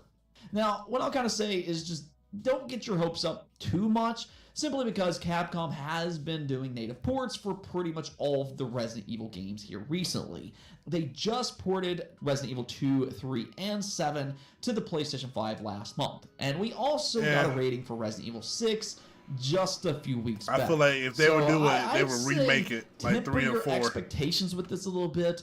But even if these are only native ports and that's all, I still think that that's good news, all things considered. I mean, you would pretty much be able to get Resident all Evil 4. the It's already been out natively on modern consoles, and you know, this is definitely a series worth playing and also worth owning. Now, we also got a couple updates on the upcoming release of Stellar Blade on PC. I mean, we've known about the PC release for some time now, but Shift Up gave us a little bit more information that somewhat surprised me, and that's mostly because they're predicting that the PC version will actually outperform what they sold on the PlayStation 5. Yeah, this is what they said. In the AAA game market, PC devices have a higher market share than consoles, so we expect the performance of the PC version to exceed that of the console version. We are particularly observing trends such as the significant expansion of the single-player action game market in the Asian gaming industry. Now, technically, they're not wrong. We've actually talked a lot about this just this past month. The PC gaming space has been on the rise. And part of that is because of Asia specifically. I mean, look no further than Wukong from last year. But I still have some qualms with their prediction here. And that simply comes down to the fact that it's a staggered PC release. I mean, I might feel a little bit different if this was a simultaneous release, but historically, staggering a game from one platform to another slows down sales numbers across platforms. And that's because it kills a lot of that initial hype and advertising that comes along with a day one launch. So because of that, I'm not convinced that they're going to be correct with this one, but I'll also say that I hope that I'm wrong. Stellar Blade is actually a really good game. In my opinion, it was one of the better games of 2024, and it also offers a unique vibe compared to a lot of other games because it was developed in South Korea. You know, they have a different creative approach, and I think that's on full display in Stellar Blade. So, I mean, I hope they have a lot of success on PC, and if anything else here. They also mentioned that they're optimizing Stellar Blade with PC handhelds in mind. So if you have something like a Steam Deck, an ROG Ally, Lenovo Legion Go, anything like that, then hey, that's really good to hear. Okay, so speaking of prior PlayStation exclusives, let's go get into the PlayStation stuff because there's actually a lot to unravel here. So we'll first get into the now official PlayStation State of Play. I mean, there's been a lot of rumors, but nonetheless, it is now official, and we'll just read the announcement here. It says, State of Play is back tomorrow, February 12th. Tune in live for news and updates of great games coming to PlayStation 5. The show celebrates a creative and unique selection of exciting games from studios around the world. The 40-plus minute show begins February 12th at 2 p.m. Pacific Time, 5 p.m. Eastern Time. Now, one thing that I immediately notice is that they're not limiting their announcements like they typically do. A lot of times when they announce their State of Play events, they'll say something along the lines of, we have updates for PSVR and exciting games for third-party companies around the world. But they're not really saying anything like that this time. They do mention that they're announcing games from around the world, but they don't say that that's going to be first party or third party. So that leads me to believe that we could get some first party reveals here as well. And if that's true, I mean, that would make this showcase a little bit more exciting. Now, I would still temper my expectations just because, this is State of Play, and historically, they've never really been as big as their titled PlayStation showcases, but I still thought it was at least interesting that they're not limiting what they will and what they won't announce here. Now, in terms of possible announcements, though, there's a lot that they could possibly reveal here. 40 minutes, that's a lengthy showcase. And I don't really want to talk about the most obvious reveals. I think Metal Gear Solid Delta, Monster Hunter Wilds, and Phantom Blade Zero all have a pretty good chance of showing up. And all of that's exciting in itself. I'm really excited for a lot of those games myself, but there's also some potential surprises that I think could really put them in an exciting position as a console for 2025. And that starts off with Bloodborne. Yeah, I know there's some hopium when it comes to this one, but for whatever reason, Sony's recently been copyright striking fan-made Bloodborne content. And that could be a potential sign that they're doing something themselves for the Bloodborne IP. I mean, I understand, that we've been burned on this just so many times already, but it does come off as a little bit coincidental that Sony is doing all of this right before their state of play. So I'm not going to necessarily bank on a Bloodborne announcement per se, but I am going to cross my fingers that all of this actually means something, anything, hopefully. Now, another game that we were hearing a lot about last year is a Gravity Rush 2 remaster for the PlayStation 5 and PC. Now, admittedly, this is one of those rumors that could easily be wrong. This isn't coming from a well-known source, but it is also one that I think makes a lot of sense, just given that Sony did reveal a Gravity Rush movie clip at CES 24. I mean, at first that seems like an odd choice because it is from a lesser-known IP, but one thing that we know about Sony is that they like to pair these movies and shows with remasters. I mean, they did that with The Last of Us Part 1, and I could very much see them doing that with Gravity Rush 2 as well, because it's definitely a series that's going to need some extra promotional material. Then there was also a leak from last year that indicated that Sony is going to remaster the original God of War games for the PlayStation 5. I mean, at the time, it was claimed that it would be revealed in early 2025 to line up with God of War's 20th anniversary, which, that's hard to believe. I'm getting old, but these are exceptional games. They're easily some of the best hack and slash games of all time, and some people will even argue that they're better than the God of War reboots. Now, personally, I do prefer God of War 2018 just because of its story, but admittedly, I'll also say that I thought Ragnarok was a little bit underwhelming. And that's not something that I can say for any of the original trilogy. My only concern about a God of War remaster, though, is just censorship.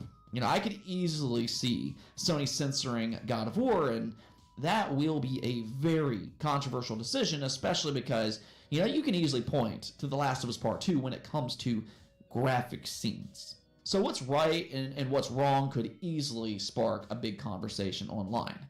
I'm also thinking that there will be an Astrobot expansion. They loosely already revealed that more content is on the way at a recent competition, so State of Play would be a great way to make that information official, and they could let us know if it's just a small update or if it's something maybe a little bit bigger.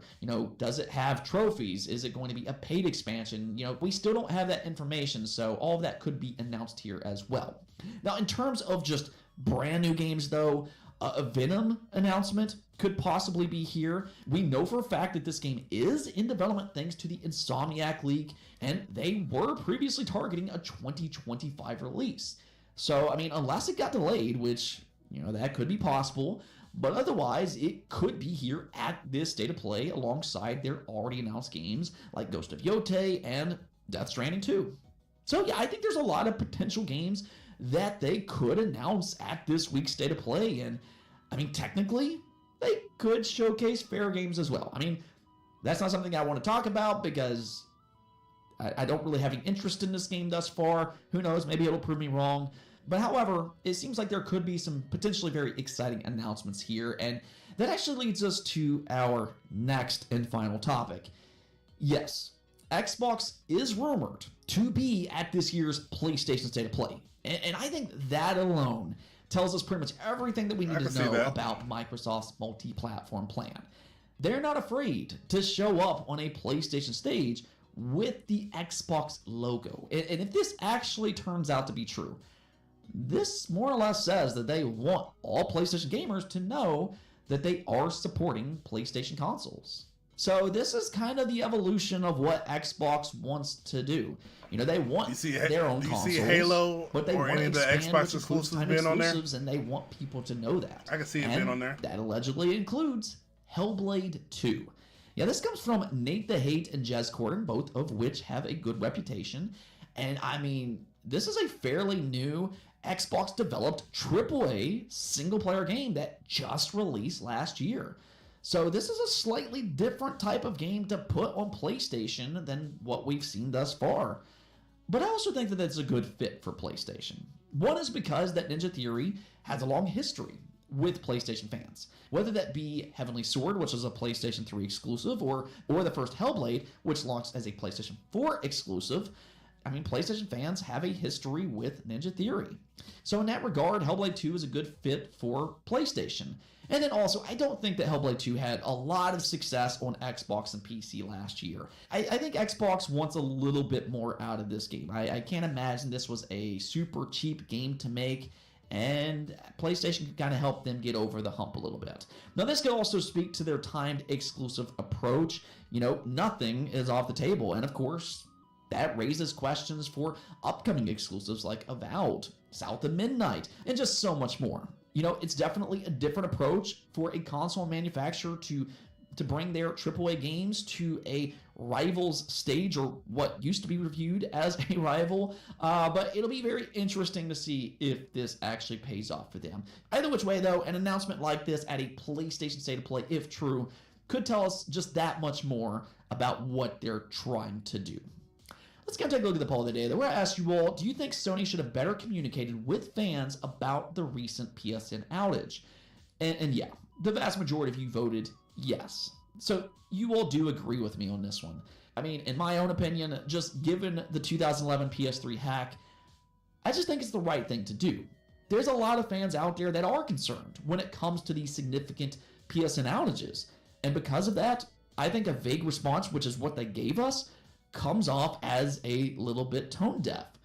I mean, if there was no hack, which I don't think that there was in this situation, then all they have to do is simply communicate and say, hey, you don't have to worry about anything. It's very simple communication at the end of the day, and customers will appreciate that type of response as opposed to what we got. Instead, they really gave us no information about what happened, and I just think that that's disrespectful. I mean, it is what it is, and you know, there's not really going to be any repercussions for this because they don't really have a lot of competition, but this is all the more reason that I always say that these companies are not our friends. You know, they might make some great games, but at the end of the day, they just want our money, and they don't really care how they treat us. Anyways, though, that's going to be it for this episode, but until next time, make sure to subscribe, ring that bell, and peace out.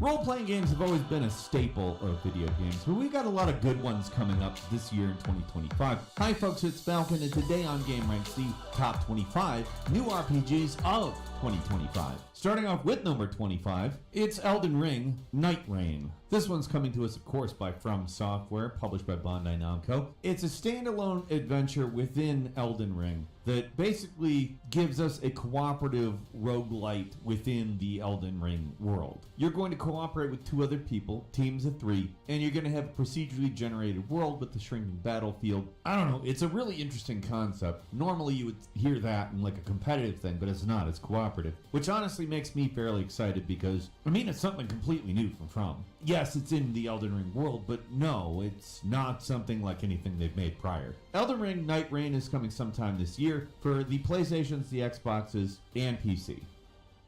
At number 24, we have Teenage Mutant Ninja Turtles The Last Ronin from Black Forest Games, published by THQ Nordic. This is a little darker, more of a mature type of Teenage Mutant Ninja Turtles game. Kind of a sad one, too. You're the only of the 4 that's left. The other 3 have been taken out, as well as Master Splinter. Kind of looks like God of War, the reboot. But, you know, it's Ninja Turtles, and it's kind of a dark idea. It looks very interesting to me. It's definitely one that I want to play. It is coming out sometime this year for PS5, Xbox Series, and PC. At number 23, we have Neverness to Everness from Hada Studio, a free-to-play open-world action RPG set in the city of, and if I'm saying this wrong, and my apologies, but Hethero. Basically, you're going around the city, checking out anomalies, investigating weird happenings. The combat, I think, is kind of the highlight. It's a very cool-looking combat system, very fast. Reminds me of a Platinum-type game. But you've got this big city, open world. From the previews that we've seen, it looks like you're even going to be able to use a car. I mean, I don't want to jump the gun here and say it's like a more typical anime version of Nier Automata in terms of you have a city and the ability to traverse around, but in some ways it kind of looks like that. I don't know, it's definitely something somewhat different looking. The anime Tokyo City alone as an open world is cool enough to at least warrant a second look. Neverness to Everness is coming out this year sometime for PS5, mobile, and PC. At number 22, we have Game of Thrones King's Road, developed and published by Netmarble, an action-adventure RPG set in Westeros. Essentially, you're a bastard from House Tyre, northern minor noble family. You're defending their ancestral home and supporting the Night's Watch against the White Walkers. You got various classes, different play styles. There's familiar characters like Jon Snow, Varys, the Lannisters. I mean, I'm not exactly sure what to make of it yet, but if they land it, it'll definitely be real cool. Game of Thrones King's Road is coming in 2025 to PC and mobile. At number 21 is Where Winds Meet, coming to us by way of Everstone Studios through NetEase, an open-world action-adventure RPG set in ancient China during the 5 Dynasties and 10 Kingdoms period. This is an absolutely visually stunning-looking game. It's a fairly extensive-looking game. I don't know exactly what the story is going to be, but obviously you're set in a time period of political intrigue and warfare. All that. You got Chinese martial arts, weapons, skills, bows, arrows, long swords, twin blades, and Tai Chi. You got tons of stuff to look at here. In some ways, it looks like it takes a little inspiration from Ghost of Tsushima, at least visually speaking, but it's got a little bit of a Sekiro, Shadows Die Twice feel to it in terms of how it moves around, at least from everything I've seen. They do have a little bit of the parkour of Assassin's Creed in there as well. I don't know, it's one of those things that, again, you can sense little hints of influences all over the place, but it's really how it comes together in the end, so we will see what that looks like when Where Winds Meet lands sometime on the PS5, PC, and mobile in 2025. At number 20 is The Wayward Realms, a game from a couple of former Elder Scrolls developers. It's an open-world fantasy RPG that absolutely will conjure those games for you. Interestingly enough, the design philosophy is as such. They want the kind of modern technology, the stuff that you know from the more recent those types of games, but with the ideas of Daggerfall, the second Elder Scrolls game that came out in 1996. It's an open world game, very, very big and procedurally generated, just like the original Elder Scrolls Arena. Wayward Realms is actually going to take a similar approach, although the way it does it is a little different. It's going to feel a little more handcrafted. It's an interesting looking game. Honestly, I do kind of miss those really old Elder Scrolls games. They're kind of weird and janky in a way, but in a good way. It really was unprecedented, the amount of world there was, even if sometimes it was kind of repetitive. Wayward Realms is coming, I don't know exactly when this year, but it is in development for PC. At number 19, Lost Soul Aside.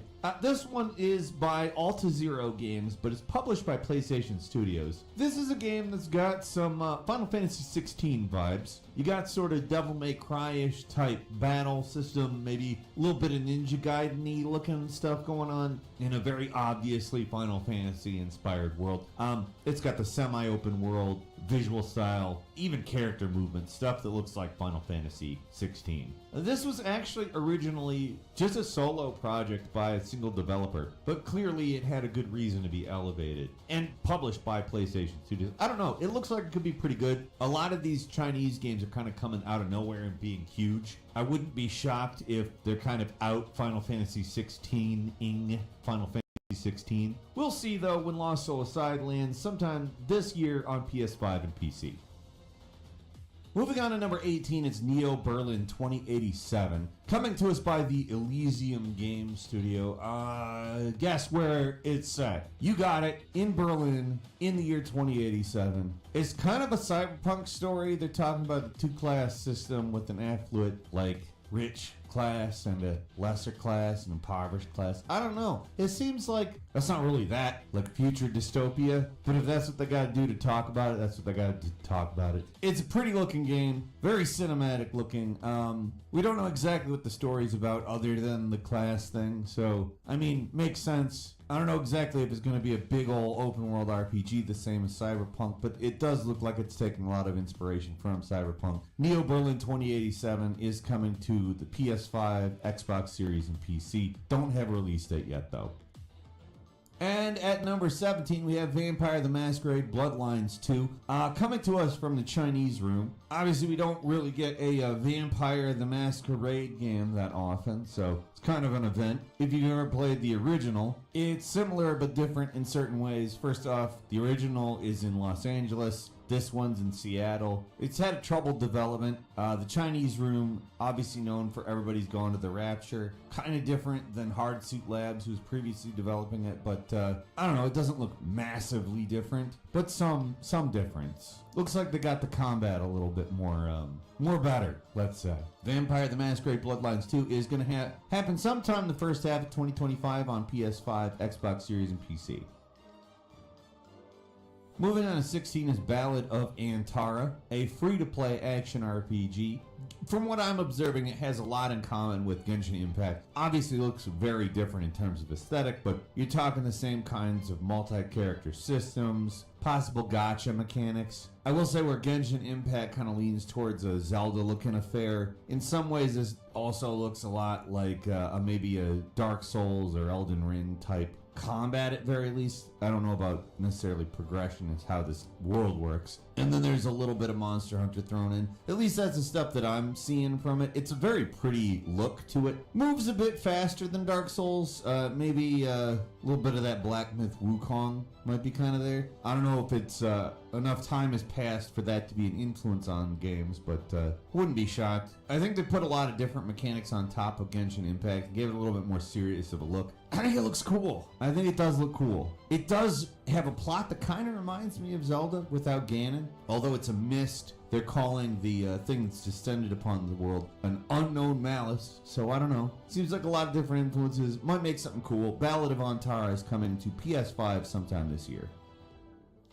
And number 15 is The Outer Worlds 2. Hey, you know how I pretty much like champion anytime Obsidian is like doing Bethesda? Well, this is another one. The last one, the first Outer Worlds, not actually the last RPG like that from Obsidian, but the last Outer Worlds was a pretty well-liked game. Not just with critics, but with gamers. It was a kind of like somewhere between Fallout and Starfield. Maybe if Fallout was kind of sci-fi, a space-oriented story. I don't know. I really enjoyed it. I thought it was a great game. I'm very ready for a sequel to it, to be frank. And The Outer Worlds 2 is coming sometime this year for PS5, Xbox Series, PC.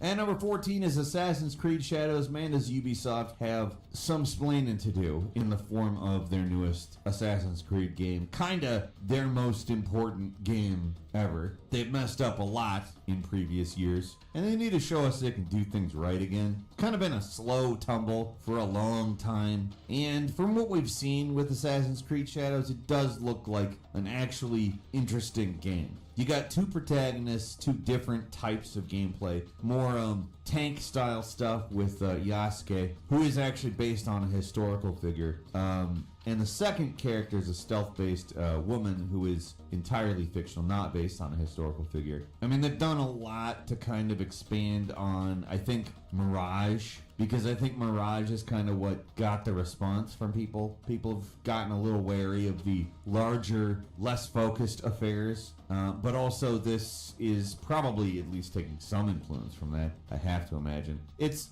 gonna be an interesting game, whether good or not. I think, in my heart of hearts, it is going to be a good game. They know what's riding on it, and I feel like they know what they're doing, and they need to pull something off here. I think that they are, but I also think there's a possibility they just fail at it.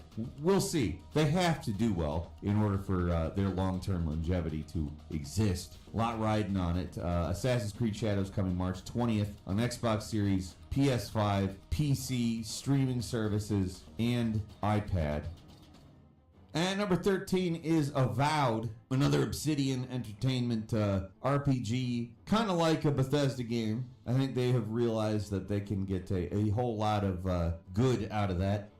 This game is actually set in the Pillars of Eternity world. It's a first-person action RPG. In a lot of ways, it just looks like Skyrim in Pillars of Eternity. That's not a bad thing. It's actually a very good thing. There's plague. You're fighting it. I mean, again, it's Obsidian doing Bethesda. Or at least that's what it looks like to me. And I'm always there. In a lot of ways, if this wasn't Obsidian, it's not something I would be automatically interested in, but it is. So, I am. They know what they're doing with this type of a game, and I believe in them. Whereas if it was somebody else, it looks a little generic, and you would kind of expect it to be generic. That's the difference here, the Obsidian difference. Avowed is coming February 18th to Xbox Series and PC. And number 12 is the first Berserker Kazan, an action RPG, kind of a Souls-like set in the Dungeon and Fighter universe, set 800 years before Dungeon Fighter Online, which is an ongoing multiplayer action RPG. This kind of just expanding the lore of the game. The big thing there, kind of hinging the advertising on his boss battles, and they do look very cool. It has the sort of skill-based, timing-based thing you might expect from a Souls-like. It does have its own look, its own feel. With this cel-shaded looking art style, it's not, I don't want to completely call it cel-shaded. It's a different art style. I like it. First Berserker Kazan is coming March 27th for PS5, Xbox Series, and PC. And number 11 is Phantom Blade Zero, an action RPG that, I don't know, I hesitate to call everything a Souls-like, but you literally are a character named Soul, like S-O-U-L, Soul. You're an assassin. I mean, there's a couple of things that remind me of Assassin's Creed, but it really looks more like a Souls-like to me. Semi-open world, maybe a little bit faster paced combat. Is there anything else we want to watch on YouTube before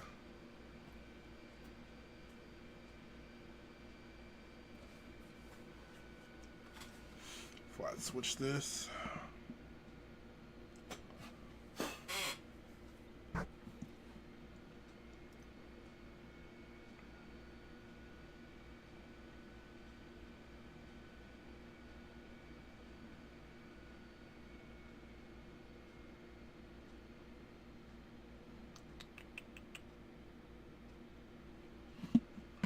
Alright, I think it's time to get some duty in.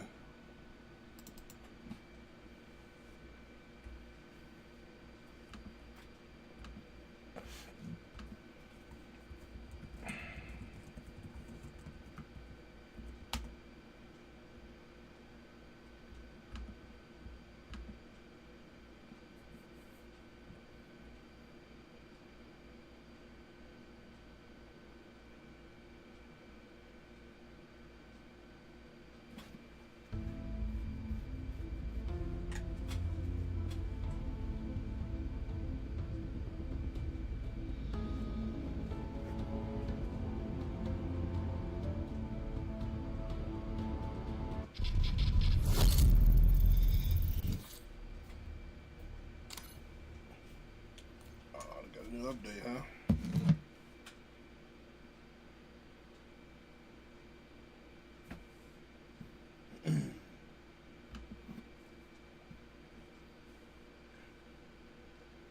Shit, we all can't be gold like you, man.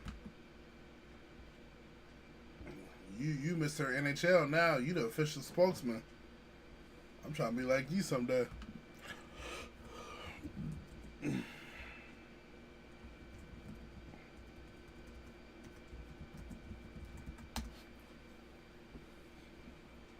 missed the big time now.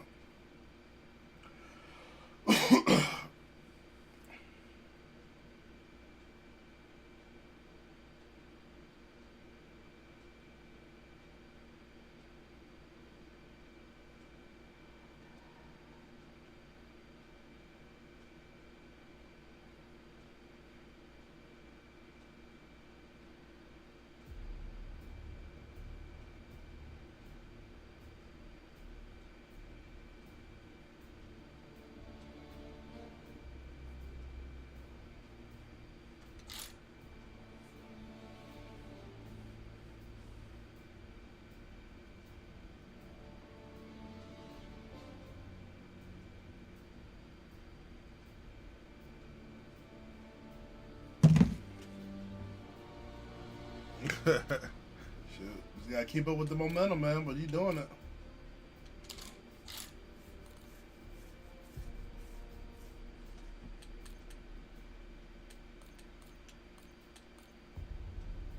That's how you're able to build up, you know, that viewership, that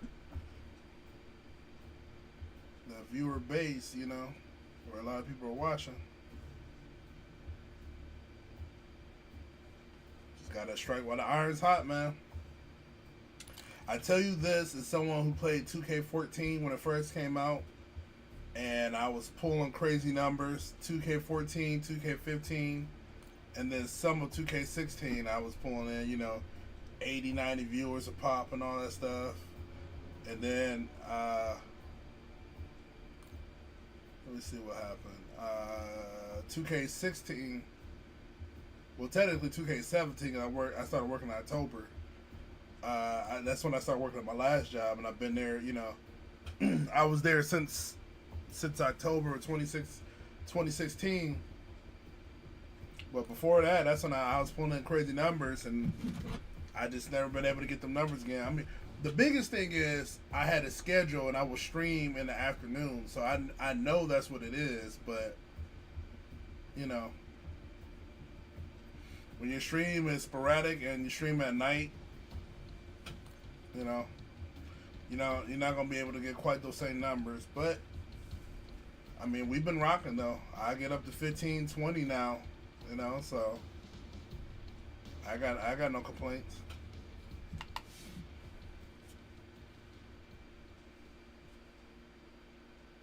Woke up from my sleep. It took me a while just to get back up to, you know, double-digit views and stay up there. But again, like I said, my stream is so all over the place.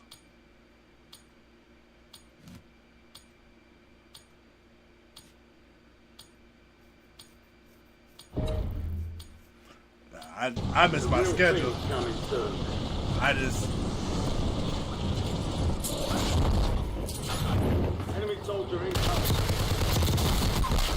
gotta get my own place again so I can stream in the afternoons.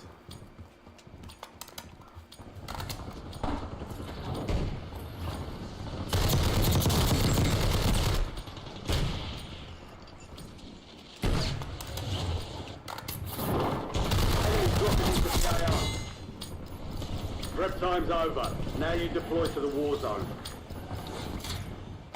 Keep clearing the gas. Get to the safe zone. I'm not worried about it. When it happens, it happens, you know. No worries.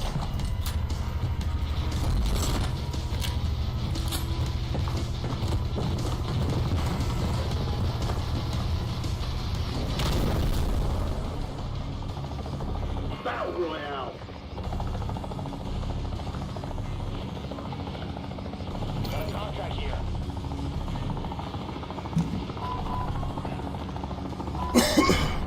Enemies are dropping into the area. Watch the skies.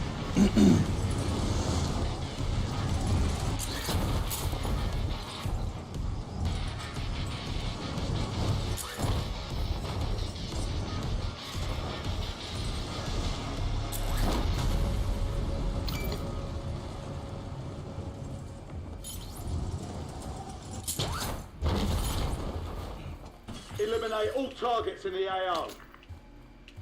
Right now, I'm about to have some fun with some Divvy. Your squad mate is a most wanted target. Eliminate threats and secure supply caches to reduce the time of the contract. Ho ho ho!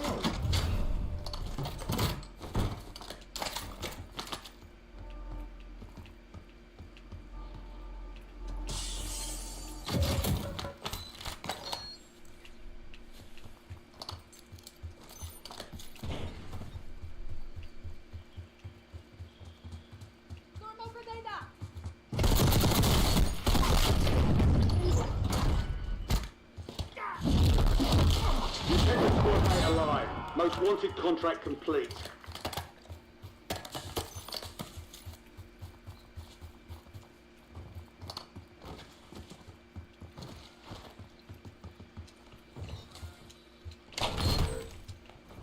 You've been marked as a most wanted target. Kill enemies and secure supply caches no. to close the contract on your head.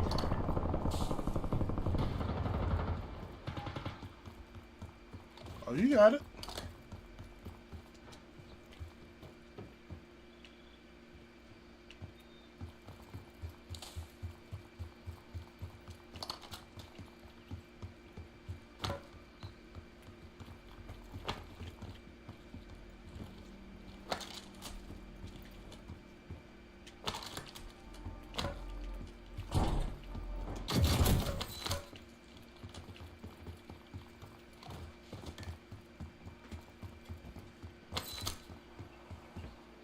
Be advised, you still have So, squad when mates you outside launch the them- safe zone.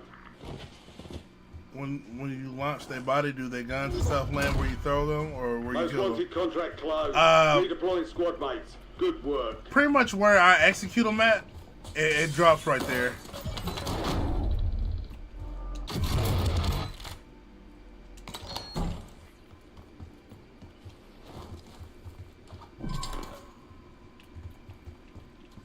LDBR, ready for launch.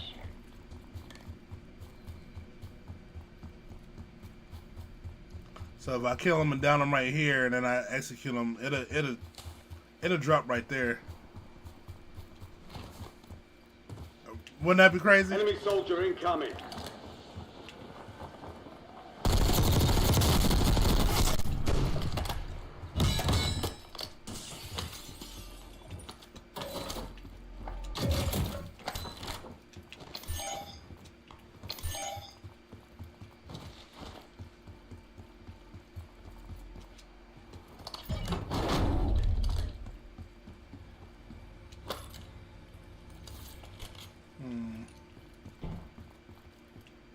I really want a sniper though, but I don't know if I want to waste my money on it. I feel like I'll find one on the ground.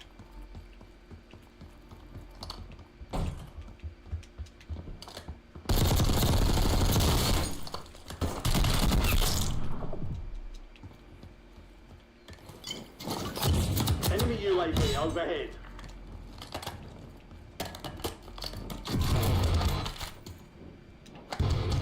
Samtiret, ready for deployment.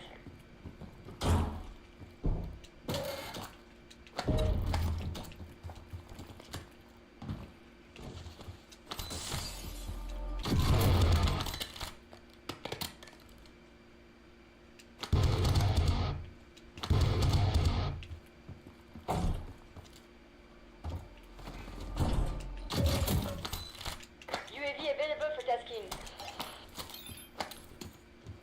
Samtiret available. Bro, where's the snipers at, dog?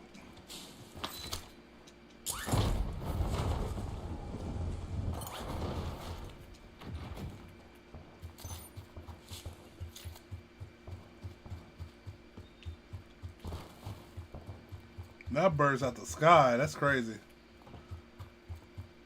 Priority tasking request received. UAV exiting AO.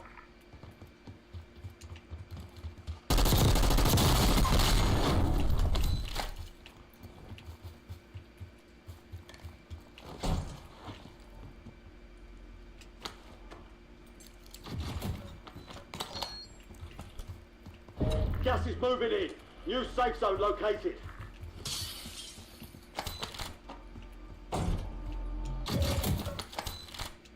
Contract's worth more than usual, so get it done, soldier.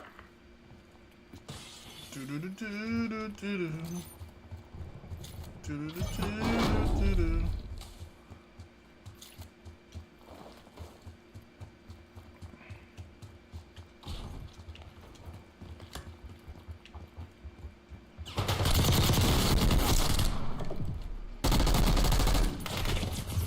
That she might have been a person. Incoming LDBR.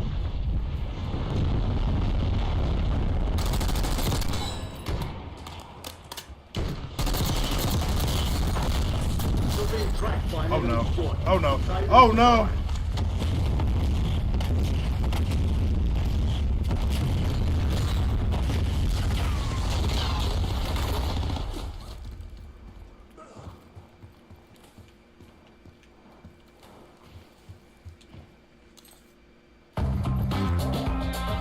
Get to the safe zone.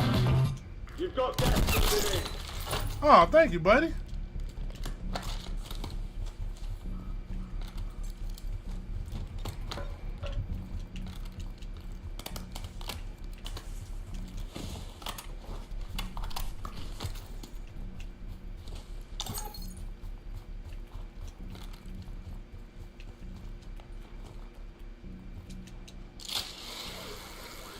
How am I different?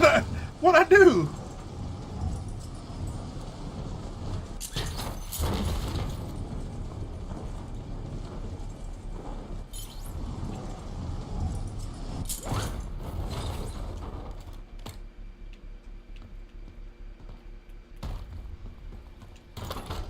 Enemy movement.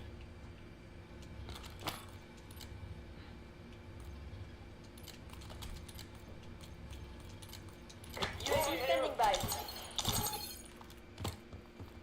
Enemy sniper.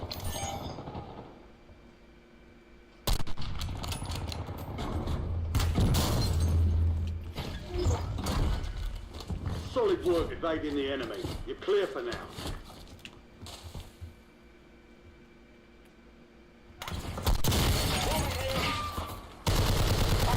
UAV obtaining supply. Squad mates in the Bye-bye. They'll fight for a chance to redeploy. Bye-bye. Dropping into the area. Watch the skies.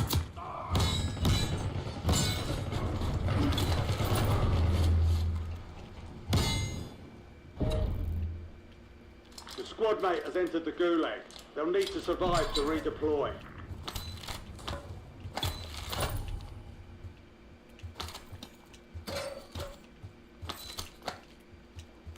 Gas is closing in. Get to the new safe zone. The gulag's locked down. Okay, so Area's let's- clear.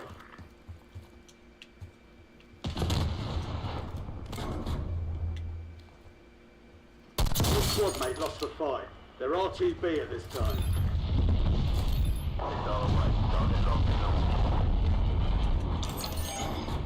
Enemies dropping into the AO. They're returning to base. Only 10 left. Enemy precision airstrike. Find cover. Oh no. Oh no.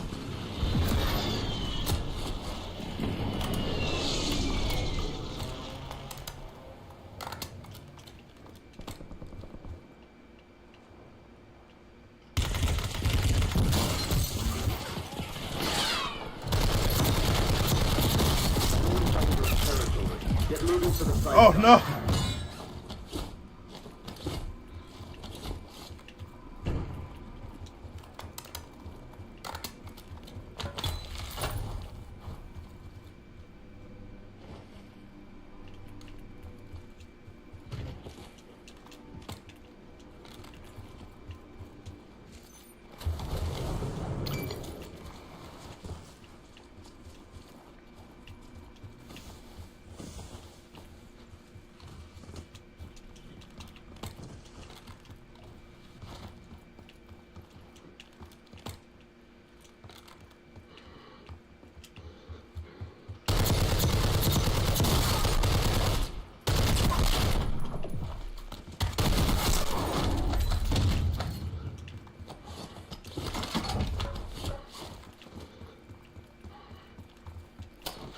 Bomb back. Oh Lord.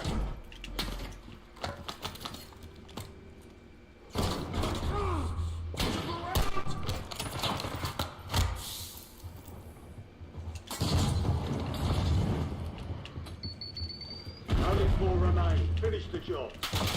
Be advised, squad is down. It's up to you. Only 5 remain. You were close. It's only a mindset. Shake it off. See, that's on me. I didn't realize we were the last team. I would have tried to make a push for the train. I didn't just did nah. Nah, see what happened was like allergies, right? My character, he has his allergies. Like it's like a debuff. So he was just like this because you know he felt weak in the body and weak in the legs.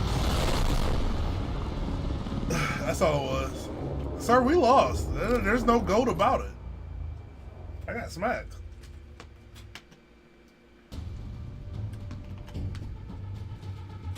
I got smizacked. You got second place though.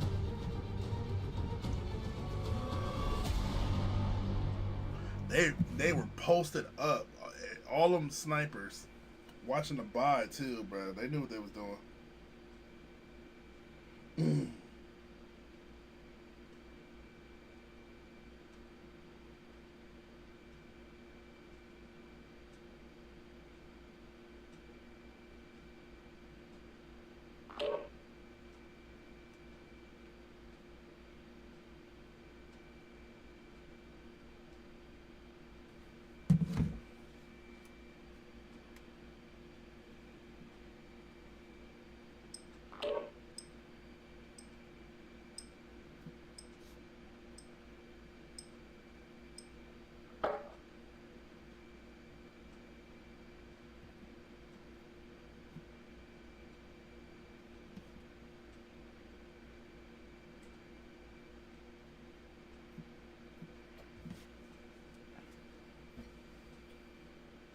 Weak in the knees, fam.